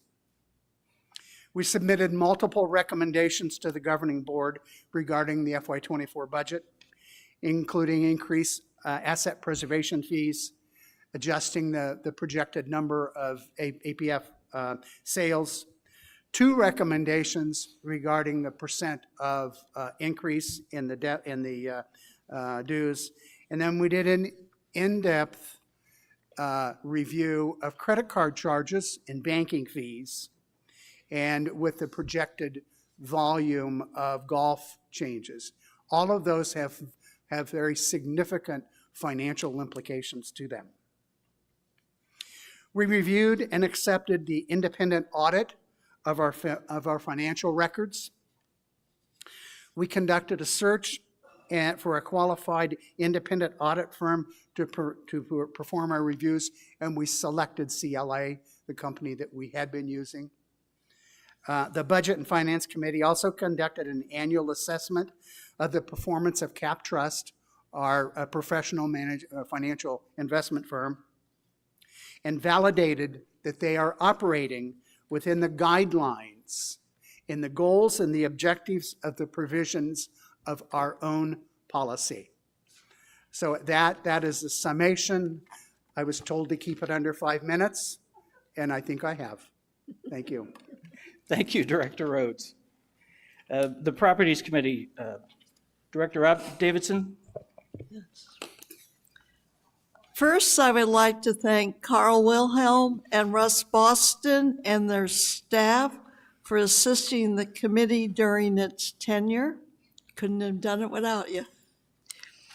I would also like to express my appreciation to my 22-23 Properties Committee members, who included Tom Jones, Kay Williams, Maria DeMayo, Marshall Adams, Sherry Jones, Sharon Weinblatt, Nancy Hunt, and Jim Kraus. And I want to especially thank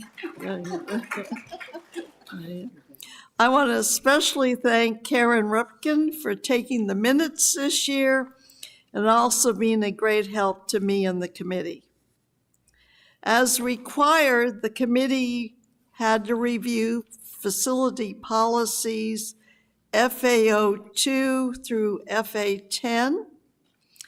After committee review, the only change we really made was in FAO2, donations and memorialization guidelines were moved from the Sun City West Club's website to the governing board page.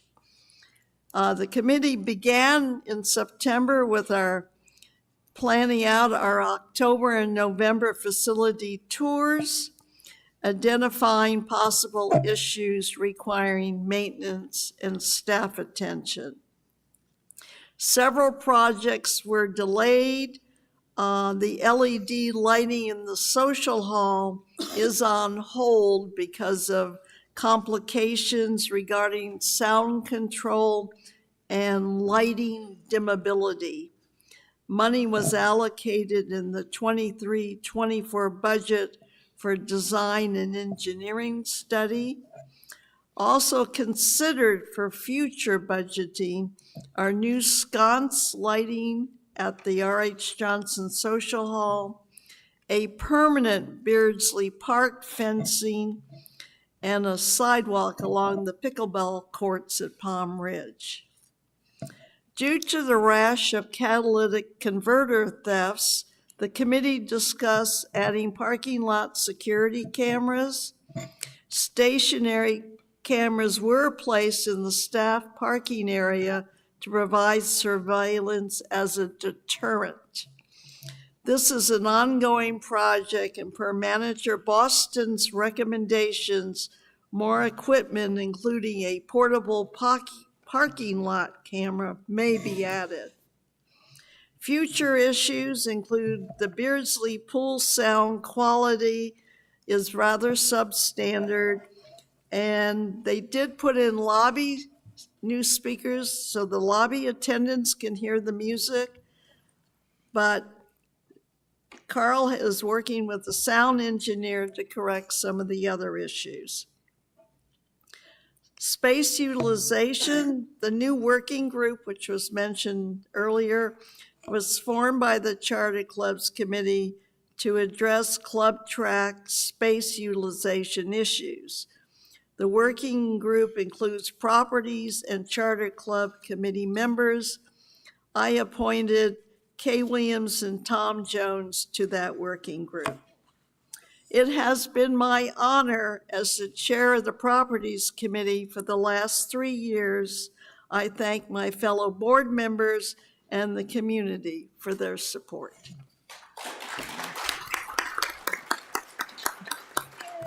All right, thank you, Roberta. Director Steinenbaum isn't here. He has a short report, which I'm going to read. The Golf Committee. We started our year with a discussion of electric carts. We recommended buying one and using it hard to see how long it would last. A subcommittee was formed to review electric carts. It was determined that it was too cost prohibitive at the present time. It was a pretty quiet year with few issues, which were handled by our excellent staff. They did go through all of the golf policies and looked at those. And we were kept up to date on Grandview and changes required by the state with costs. The new irrigation system and how it will be installed was presented. The reduction of turf required on the course was discussed. The 2023 brought budget discussions. There was a large reduction in golf rounds due to frost delays and bad weather. A golf fees increase due to higher costs for seed fertilizer, gasoline, and increase in minimum wage and insurance costs were also incurred. Credit card fees were discussed, and it was decided to increase golf rates rather than to put a charge on at the end. A fee increased for non-resident players was also discussed. Ultimately, the results were not what the committee recommended. That is the end of Harry's report. All right, moving on. Mr. Leary, Director Leary. Okay, thank you. The Chartered Clubs Committee met 12 times this year. I'd like to thank the committee members, Judy Thompson, Carol Card, Mary Kay Vidal, Nick Turner, Kathy Estes, Karen Justice, Vicki Erla, and Connie Kopf. They were all worked well, and we got a lot done this year. Some of the things that we've completed this year was revision to the bylaws template. We removed a controversial item there that was that solved some issues. We also worked with, we talked about a waiver that was accomplished, that was taken to the governing board. We also addressed Club of the Month. We set up 2 working groups in the fall, one for tournaments, leagues, and special events, and one for club track reporting. Both of those committees or working groups produced their final reports in March and April, I believe it was. So those are complete and have been submitted to the governing board. We did the club track reporting group. I'm sorry, I already talked about that.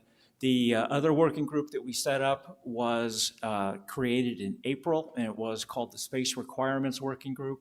It was to look at the, not the tactical of who should be in what room, which club should be in which room, but it should be from a strategic level that says, how should we best utilize our space? What do we need in order to measure and manage our space? And that group will submit its report next week to the chairpersons of the Charter Club Committee and the Properties Committee for discussion beginning in the fall. All right. Excuse me. Thank you, Jack. Director Vine, do you have a sports pavilion and bowling end of year report? I do. Thank you. I'm not sure. I'm not used to speaking to such a small group after the last few months of Sports Path. But thanks, President Hurley. First, I'd like to start with thanking one of the people that I couldn't go forward without, Martin in IT, and I know he's not here, but Katie, I think you'll relay that for me. Oh, is he? Is Martin? I didn't know you were back there. Thank you, because you always took such good care of me, and thank you so much. I appreciate you. Thank you. You know, I don't know, for those of you that may not know this, Martin has this great fluorescent green card, so whenever people are not speaking loud enough or speaking into their microphone, he waves this card at us and it catches our eye and we can let everybody know. So for those people that are at home and watching live on YouTube, we can let everybody know, hey, you know, turn your mic on or speak into your mic. Oh, my group certainly does. So I appreciate Martin for all he does for us. So, and now I'd like to thank my committee, Jim Nesbitt, Joe Hoyer, Janet Smith, and Cheryl Tyler, and I think Cheryl's out here, so thank you, Cheryl. And Cheryl also had the task of taking on one of the policies, and she did an outstanding job with that, which now we've actually working on some of those policy revisions now, which we're making more recommendations. So thank you, Cheryl. With that, I will go into my report. As we began our year, CFO Pete Finelli shared with us that our financials were in very good shape. The committee discussed Lizard Acres Pub entertainment. While having been moved from Wednesday night to Friday night, it continues to be a resounding success with standing room only. Residents expressed their concerns regarding limited draft beer availability. Manager Barry Hardesty shared that a walk-in cooler has been ordered to allow for additional cold beer. The pub continues to sustain itself with great numbers. In November, the committee reached consensus to recommend that the board approve the $21,000 sound system new capital item after Manager Barry Hardesty explained that the system would enhance the sound quality and help to disrupt noise from the bowling alley. The pub numbers continue to be up. In January, I formed a work group tasked with looking at enlarging Lizard Acres Pub to make us more ADA compliant as well as bringing in more stationary tables and enlarging the bar to add a second cashier station. In February, the 2023-2024 bowling rate increases were proposed to offset facility maintenance expenditures. CFO Cliff Schwan shared that the approximate impact of the increase would be $50,000. Sports Pavilion Manager Barry Hardesty clarified that the bowling lane and ball return replacements are scheduled to be completed the first 3 weeks of August 2023. The pub numbers continue to be up. In April, after several meetings, Work Group Chairperson Joe Hoyer shared that an enlargement of the pub would be too costly, as we would have to add additional restrooms per county code. It was determined that a remodel would be the more cost-effective way to go. The Sports Pavilion Committee asked that the work group continue its remodel investigation and come back to the committee. The GM asked for clarification on the cutoff for underage bowlers at the pub, referencing policy FA08. An extensive discussion ensued between the residents and the committee. After a brief recess, the item was tabled until the May meeting. In May, the Sports Pavilion Assistant Manager Greg Moran shared that Lizard Acres continued to be successful with entertainment scheduled through July 2023. Work Group Chairperson Joe Hoyer shared a revised conceptual drawing for Lizard Acres with the committee. The committee discussed making a recommendation to move forward with Form FR1. And I did forget, also on the committee, sitting in for Manager Barry Hardesty was Greg Moran, and I greatly appreciate what he brought to the table. Thank you. Great, thank you, Lisa. We have a Torch Committee interview report from the Chairman, Bob Wilson. Bob, will you step up, please?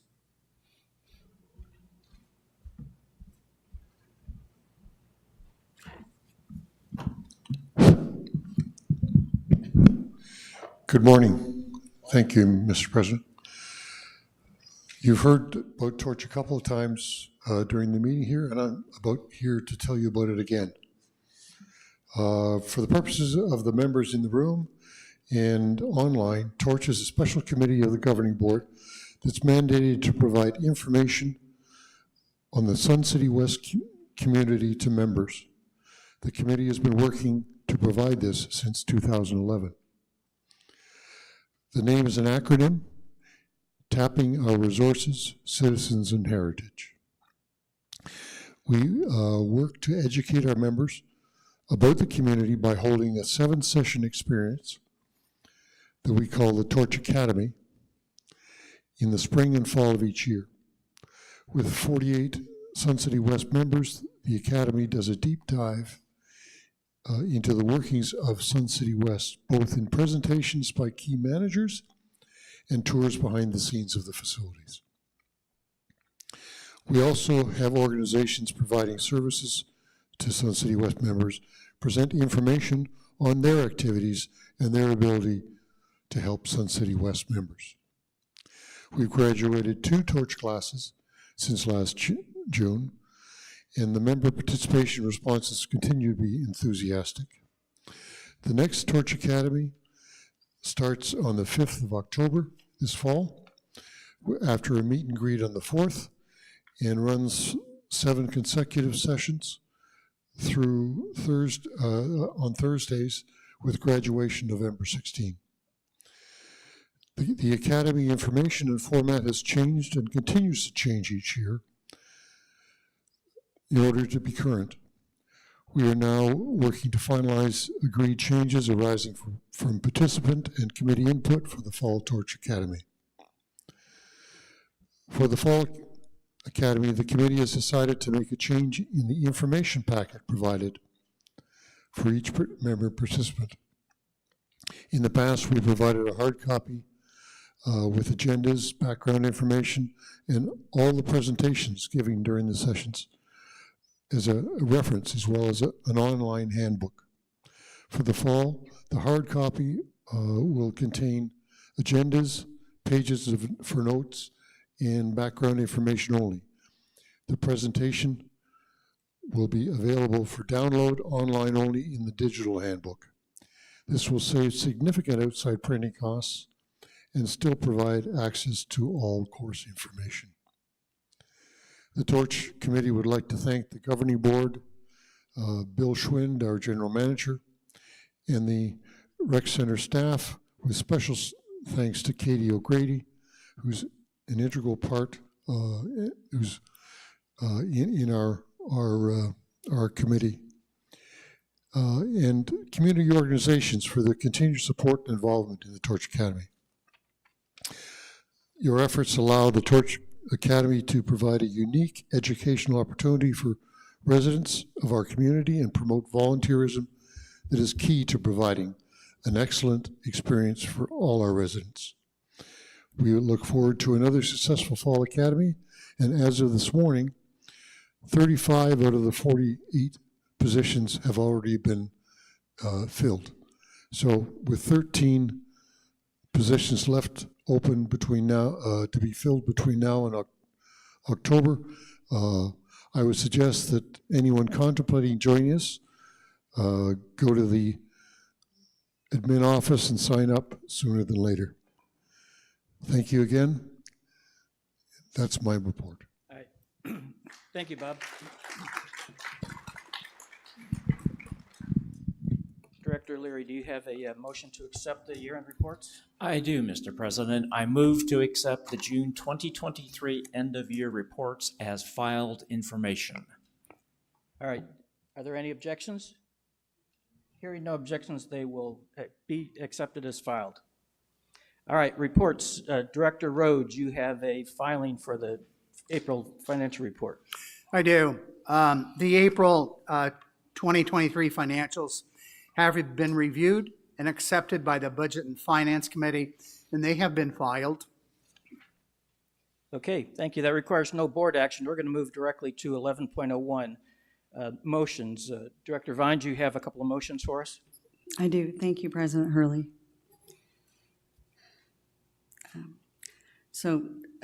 With B01, this policy has been redlined and there are no physical changes to it. We've just cleaned up the language and made it more readable for everybody. If there are no questions, I'll move forward with the recommendation. Just go ahead and read your motion, please. Okay, thank you. Per recommendation of the Sports Pavilion Bowling Committee, I move that the governing board approve in gross revisions to policy B01 as redlined. Do we have a second? Okay, seconds. All right, is there any discussion from the board members? We've discussed that at a workshop at length, so we're open up. Do we have any audience discussion on B01? Okay. Seeing none, we're going to go to a voice vote. Roberta, would you start, please? Voting yes, Yes. supports the motion. Voting no, does not. Yes. Lisa? Yes. Jack? Yes. Yes. Dick? Yes. Yes. All right, the motion passes. And moving right along, you have another motion, Director Vines? Yes. BO2 has been redlined. This one, the clarification is, we've added that for non-residents, 4.2? Yeah, but in my package, hold on one second, let me get this other one. The sentence is not in mine. The sentence that we added at the bottom. Is it in yours? Shall I read it for you? Yeah, would you please, because it's not in mine. In a group of 6 or less, including the bowler, at least one person must be 45 years of age or older. Thank you, President Hurley. That is the only change that we added to BO2. Okay, would you read the motion, please? Thank you. Per recommendation of the Sports Pavilion Bowling Committee, I move that the governing board approve the in-gross revisions to policy BO2 as redlined. Second. All right. All right, Jack seconded. Any discussion from the directors? And again, we discussed this at length at the workshop. Is there any discussion from the audience on BO2? Okay, seeing none, we'll go for voice vote. Let's start with Kay. Yes. Voting yes, supports the motion. Voting no, declines it. Yes. Yes. Yes. Okay. Yes. Yes. Yes. Yes, it passes. Moving right along, 11.03. BO3, there were no physical changes to this policy. Again, we just cleaned up the verbiage. It's okay to read the motion? Yes, please. Thank you. Per recommendation of the Sports Pavilion Bowling Committee, I move that the governing board approve the in-gross revisions to policy BO3 as redlined. Do we have a second? And seconds? All right, there's no changes. It was just some rewording? Correct. All right, is there any discussion from the directors? Okay, seeing none, is there any discussion from the audience on BO3? Okay, seeing none, we'll go for a voice vote. We'll start back on Roberta. Yes. Yes. Yes. Yes. Yes. Yes. Okay, very good. Thank you. BO4? BO4. Okay. Again, no changes physically to this policy, just verbiage cleanup on this policy. Per the recommendation of the Sports Pavilion Bowling Committee, I move that the governing board approve the in-gross revisions to policy BO4 as redlined. All right, second. Second. Jack seconds. Any discussion from the directors? We've discussed this in the past. All right, any discussion from the audience on BO4? Okay, we'll take a voice vote. Yes, supports the motion. No, declines it. Okay? Yes. Yes. Yes. Yes. Yes. Yes. Okay, very good. All right, the next motion is mine. I move that the governing board approve the in-gross reversions to policy L04, authorize use of association property for civic political activity as redlined. Do I have a second? Second. All right, what this is as discussed at the workshop, last year the state legislature put out some new guidelines on association-specific political activity, and that has to do with political activity as far as running for the governing board, recall of a governing board, a stipulation or a rule for the governing board to go through, that sort of thing. L4 was split into L4 and L13. L4 was revised, and at the workshop, we had a question from a member of the audience, and the policy, as you see it here, L4, includes some of the language that was taken out incorrectly. And this deals strictly with political activity that would be state, county, federal type of political activity. All right? Any other discussion on this? All right, any discussion from the audience on this? All right, I'll read the motion again. I move that the governing board approve the in-gross revisions to policy L04, authorize use of association property for civic political activities as redlined. Second, okay. Kay? Yes. Dick? Yes. Ann? Yes. Jack? Yes. Yes. Yes. Okay, very good. All right, 11 is 06 is the new policy L13. And I move that the governing board approve the new policy L13, authorize use of association property for association-specific political activity as redlined. Do I have a second? Second. Second, okay. Kate seconded.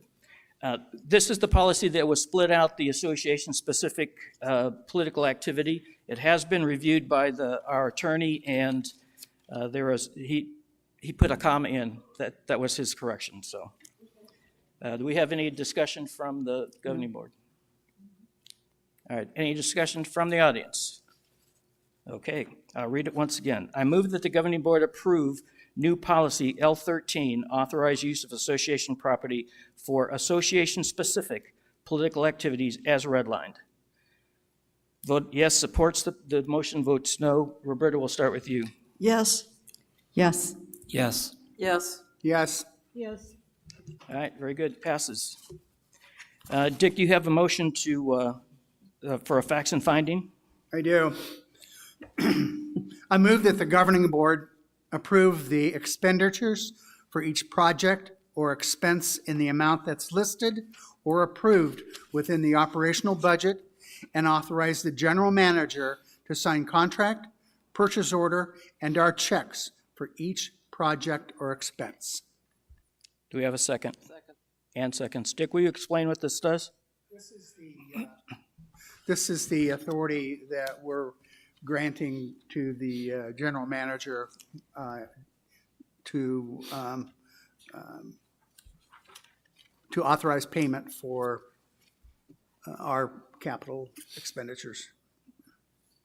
Okay. All right. Any discussion from the directors? Any discussion from the audience? Okay. We'll take a voice vote. Which end do we start on? Kay? Yes. Yes. Yes. Yes. Yes. Yes. All right. It passes. Okay. I'm going to go up to the microphone here. We have some recognitions.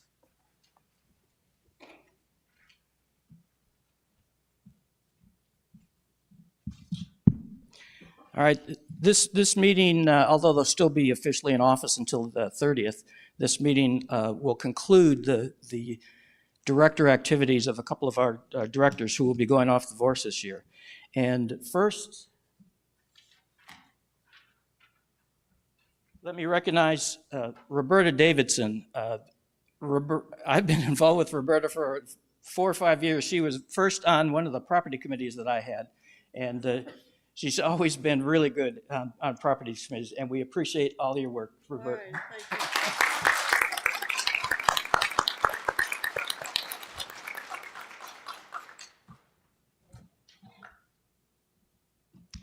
The next recognition going off the board is Ann Brown. Ann has been a superb director, superb vice president this year for me. The work that she's done on the BNF committee has been great. And Ann, we will miss you a lot. Thank you for your service. Thank you.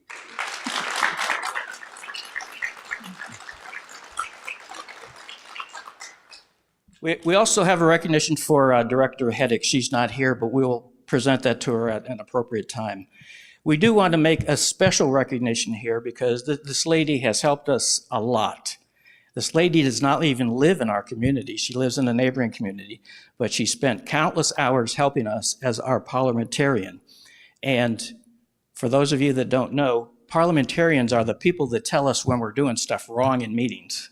So her guidance of us and our executive assistant, Karen, have been great. So Bonnie, would you step up, please?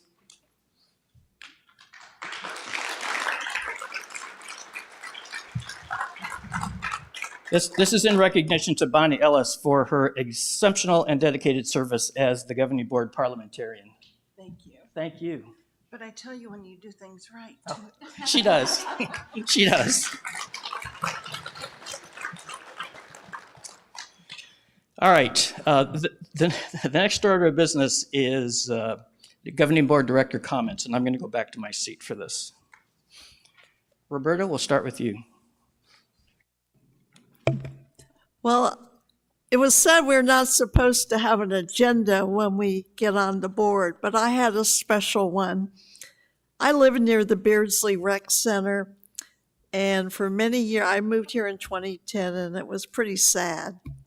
And thanks to Carl bringing in the lighting expert over at the pool, and with all the changes that have been made over there, the closing in of the lobby and the paint much brighter, getting rid of old fountains and everything. The place has become quite a place where people say, oh, you have to go over there and see it. So I would thank everybody and my fellow board members for voting for these changes. And that's what I'm most proud of as being on the board, is guiding all the changes over at Beardsley. Thank you.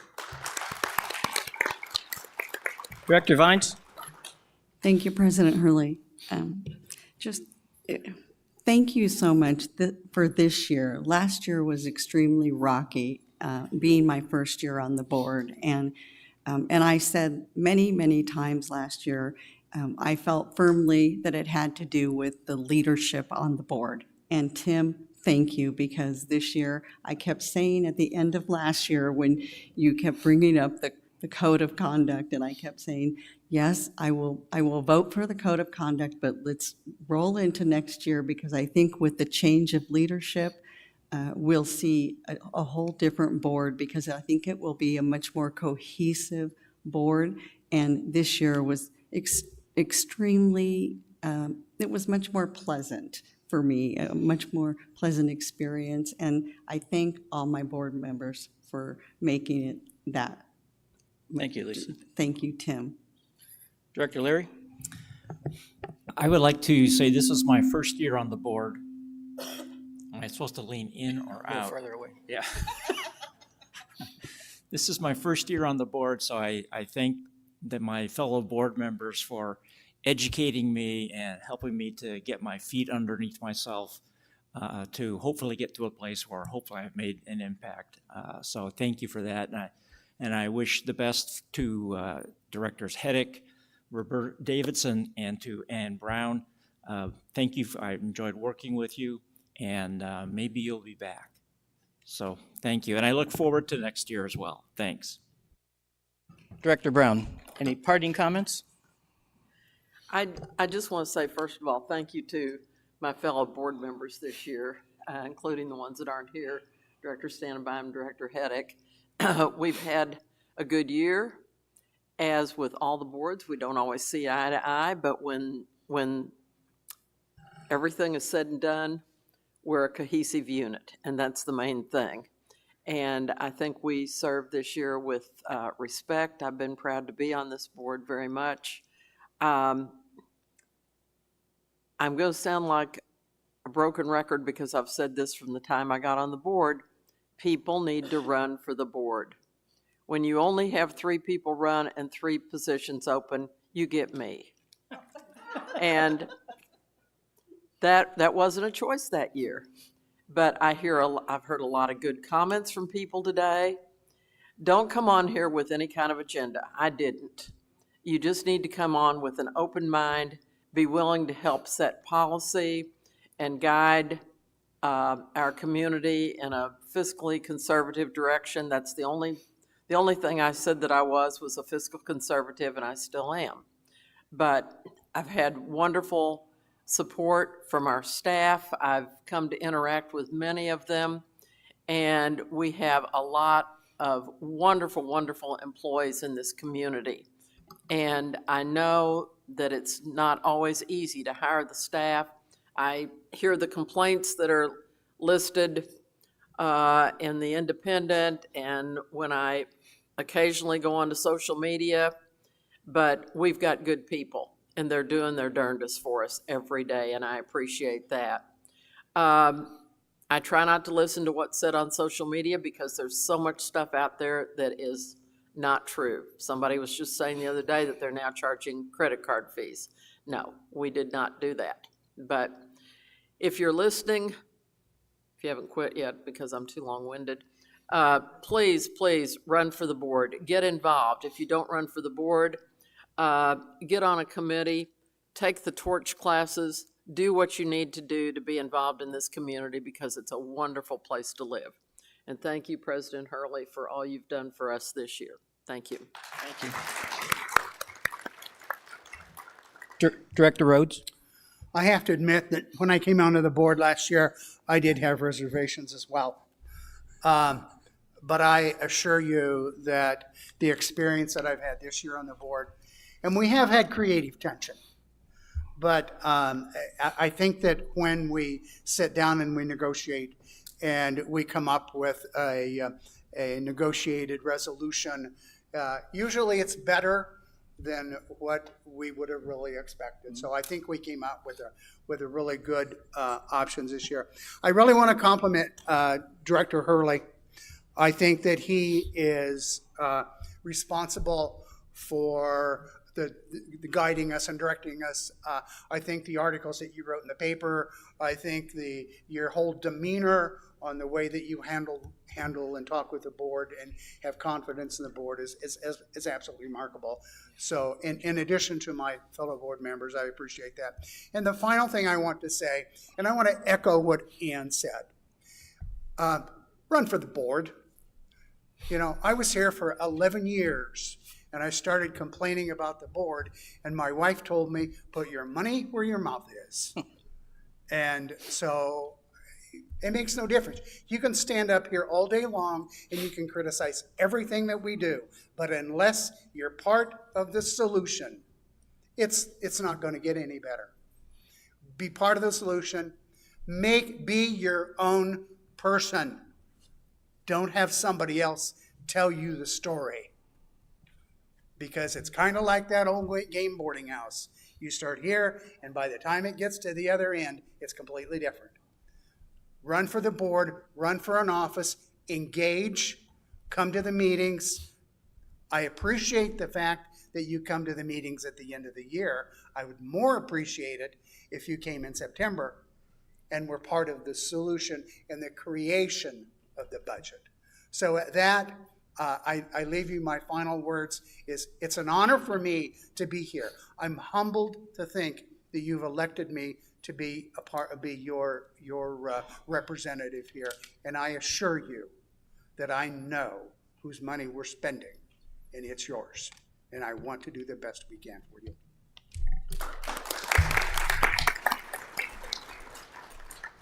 Director Williams.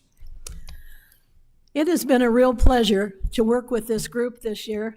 I wish the best to our 3 directors who are retiring, but I am proof that if you are slow enough to say no, it could happen to you again.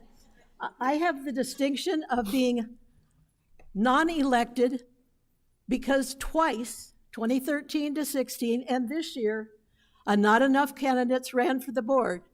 So if you think you got stuck with Ann for once, you got stuck with me twice, plus an extra year thrown in this year. I am looking forward to working with and chairing the Properties Committee this next year. I did it for 3 years before. I've got my team almost all put together for the committee. And I think this year has been such a good example. Tim has done such a good job in providing the leadership and the stability and the professionalism to what it means to be a member of the governing board. And it hasn't gone unnoticed, and it hasn't been unappreciated, especially by all of us who've had the pleasure to work with you this whole year in so many different ways. We hear a lot about do something.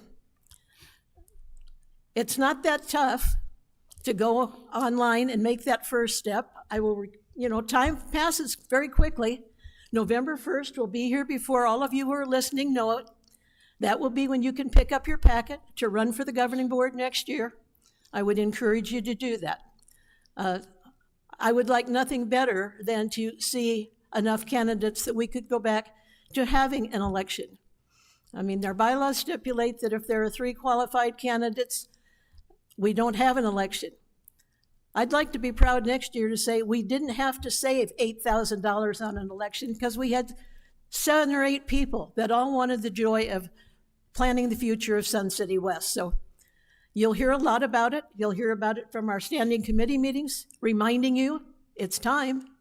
And, we have got so much talent in this community that goes untapped. And so I really look forward to seeing new faces, new ideas, and new energy.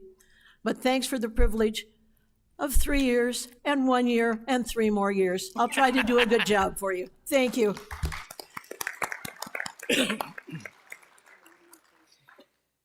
Thank you, everybody. I just want to say that I appreciate the comments, but I didn't do it all by myself. It's when you treat people with respect, you get respect back, and I think that's what the code words for this year was. So I don't have any other comments. I made them earlier. So we're going to open it up to guest comments. If there's any guests that want to make a comment, now's the chance. Going once, going twice. All right. We're going to move on to the governing board. The elected officers for next year, I was reelected president again. Lisa Vines was elected vice president. Dick Rhodes will be treasurer again, and Kay Williams will be our secretary for next year. Okay? As far as committees go, this is probably the worst kept secret around, but Dick Rhodes is going to be the chairman of the B&F committee, and Christine Novello is going to be on the committee with him. Kay Williams will be the chairman of the properties committee, and Alan Schlemmer will be on that committee with her. Lisa Vines will continue as the sports pavilion and bowling committee. Jack Leary will continue with the chartered club committee, and Harry Stenenbein will continue with the golf committee. Okay, we have two special committees, and we are continuing those for next year. The first special committee is what you heard from Bob Wilson, and that's Torch. Torch has been authorized for another year. And we do have a special committee which handles our elections. The board takes a hands-off approach when it comes to elections, and we are lucky to have Roberta Davidson step up as the chairman of that committee. So thank you for stepping up, Roberta. And we want all those people to pick up their packets November 1. Atta girl. That's you, Lynn. All right, our next general governing board workshop is September 15th, 2023. It's at the lecture hall at 9 a.m. And the next regular governing board meeting is September 28th, and that's again at the lecture hall. And it is 11:55. I'm going to adjourn this meeting. Oh, first I forgot to tell you, I'm handing myself the gavel for next year. Okay, we're going to adjourn this meeting, and we're going to move right into a meeting of the new board. Alan and Christine are going to come up, and Roberta and Ann will take their seats in there, and we will proceed with nominating a director to fill the empty spot.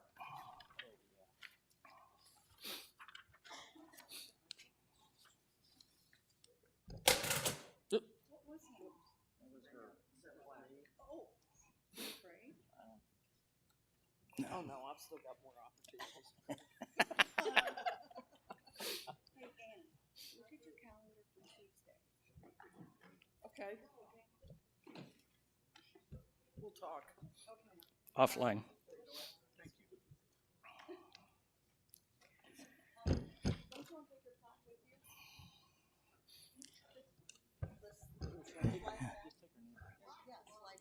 Okay. Thank you. We're calling a special meeting of the 23-24 Governing Board. We have an opening, and as Chairman, President of the Governing Board, I want to nominate Terry Hammond. Terry, will you stand up, please? Let everybody know who you are. Terry has been a resident here since 2007. He was a Governing Board Director before 2010 to 2013. He chaired the bowling committee, he chaired the golf committee, he was vice president and served a stint as president. He's been the election chair 3 times, and he was on the search committee for the general manager. He's been on the Torch committee for over 10 years, and he was chair for 8 years and co-chair today, which if he is appointed to the board, he will give up. He's been on the board of directors for the Sun City West Foundation, last position as treasurer. He's currently the nomination chair, and as of September 3rd, his term there ends. So his activities are bowling and golf, and I'll tell you what, I don't think we could find a better candidate to take the seat that we have open. Terry understands the bylaws, he understands the policies, he knows how the board works. I've known Terry for several years, and I think he will be a welcome addition to the governing board. Do we have any comments from the directors? Dick, do you have a comment? No, I just appreciate the fact that Terry's willing to stand up and accept the nomination, and he has a wealth of experience, and I think we're fortunate. Okay. We have any comments from the audience before we take a vote? Okay, we need a majority vote. We're going to start with Christine. Christine, yes for Terry? Yes. Lisa? Yes. Jack? Yes. Alan? Yes. Dick? Yes. Kay? You bet. I put up with him before, and he put up with me. I'm looking forward to working with you again, Terry. All right. Terry will be appointed for the open board position. Terry, congratulations. We look forward to working with you. Terry, if you'll meet me at the microphone here, we'll do the swearing in.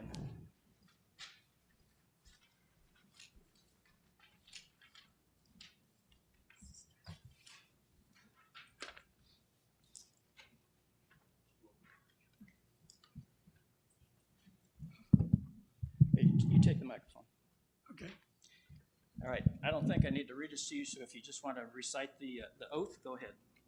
I, Terry Hammond, do hereby solemnly swear that I will fulfill the duties and responsibilities of a director of the Recreation Centers of Sun City West Incorporated Association to the best of my ability, that I have read and will abide by the association bylaws and governing board policies, and with all requirements contained in policy statement L2 entitled Conflict of Interest and policy statement L10 entitled Confidentiality Agreement.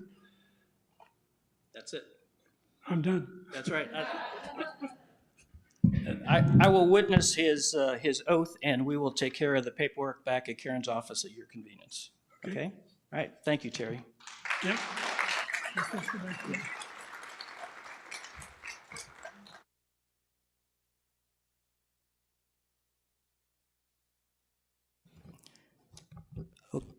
It is exactly 12 o'clock. That is our deadline. I hereby adjourn this meeting.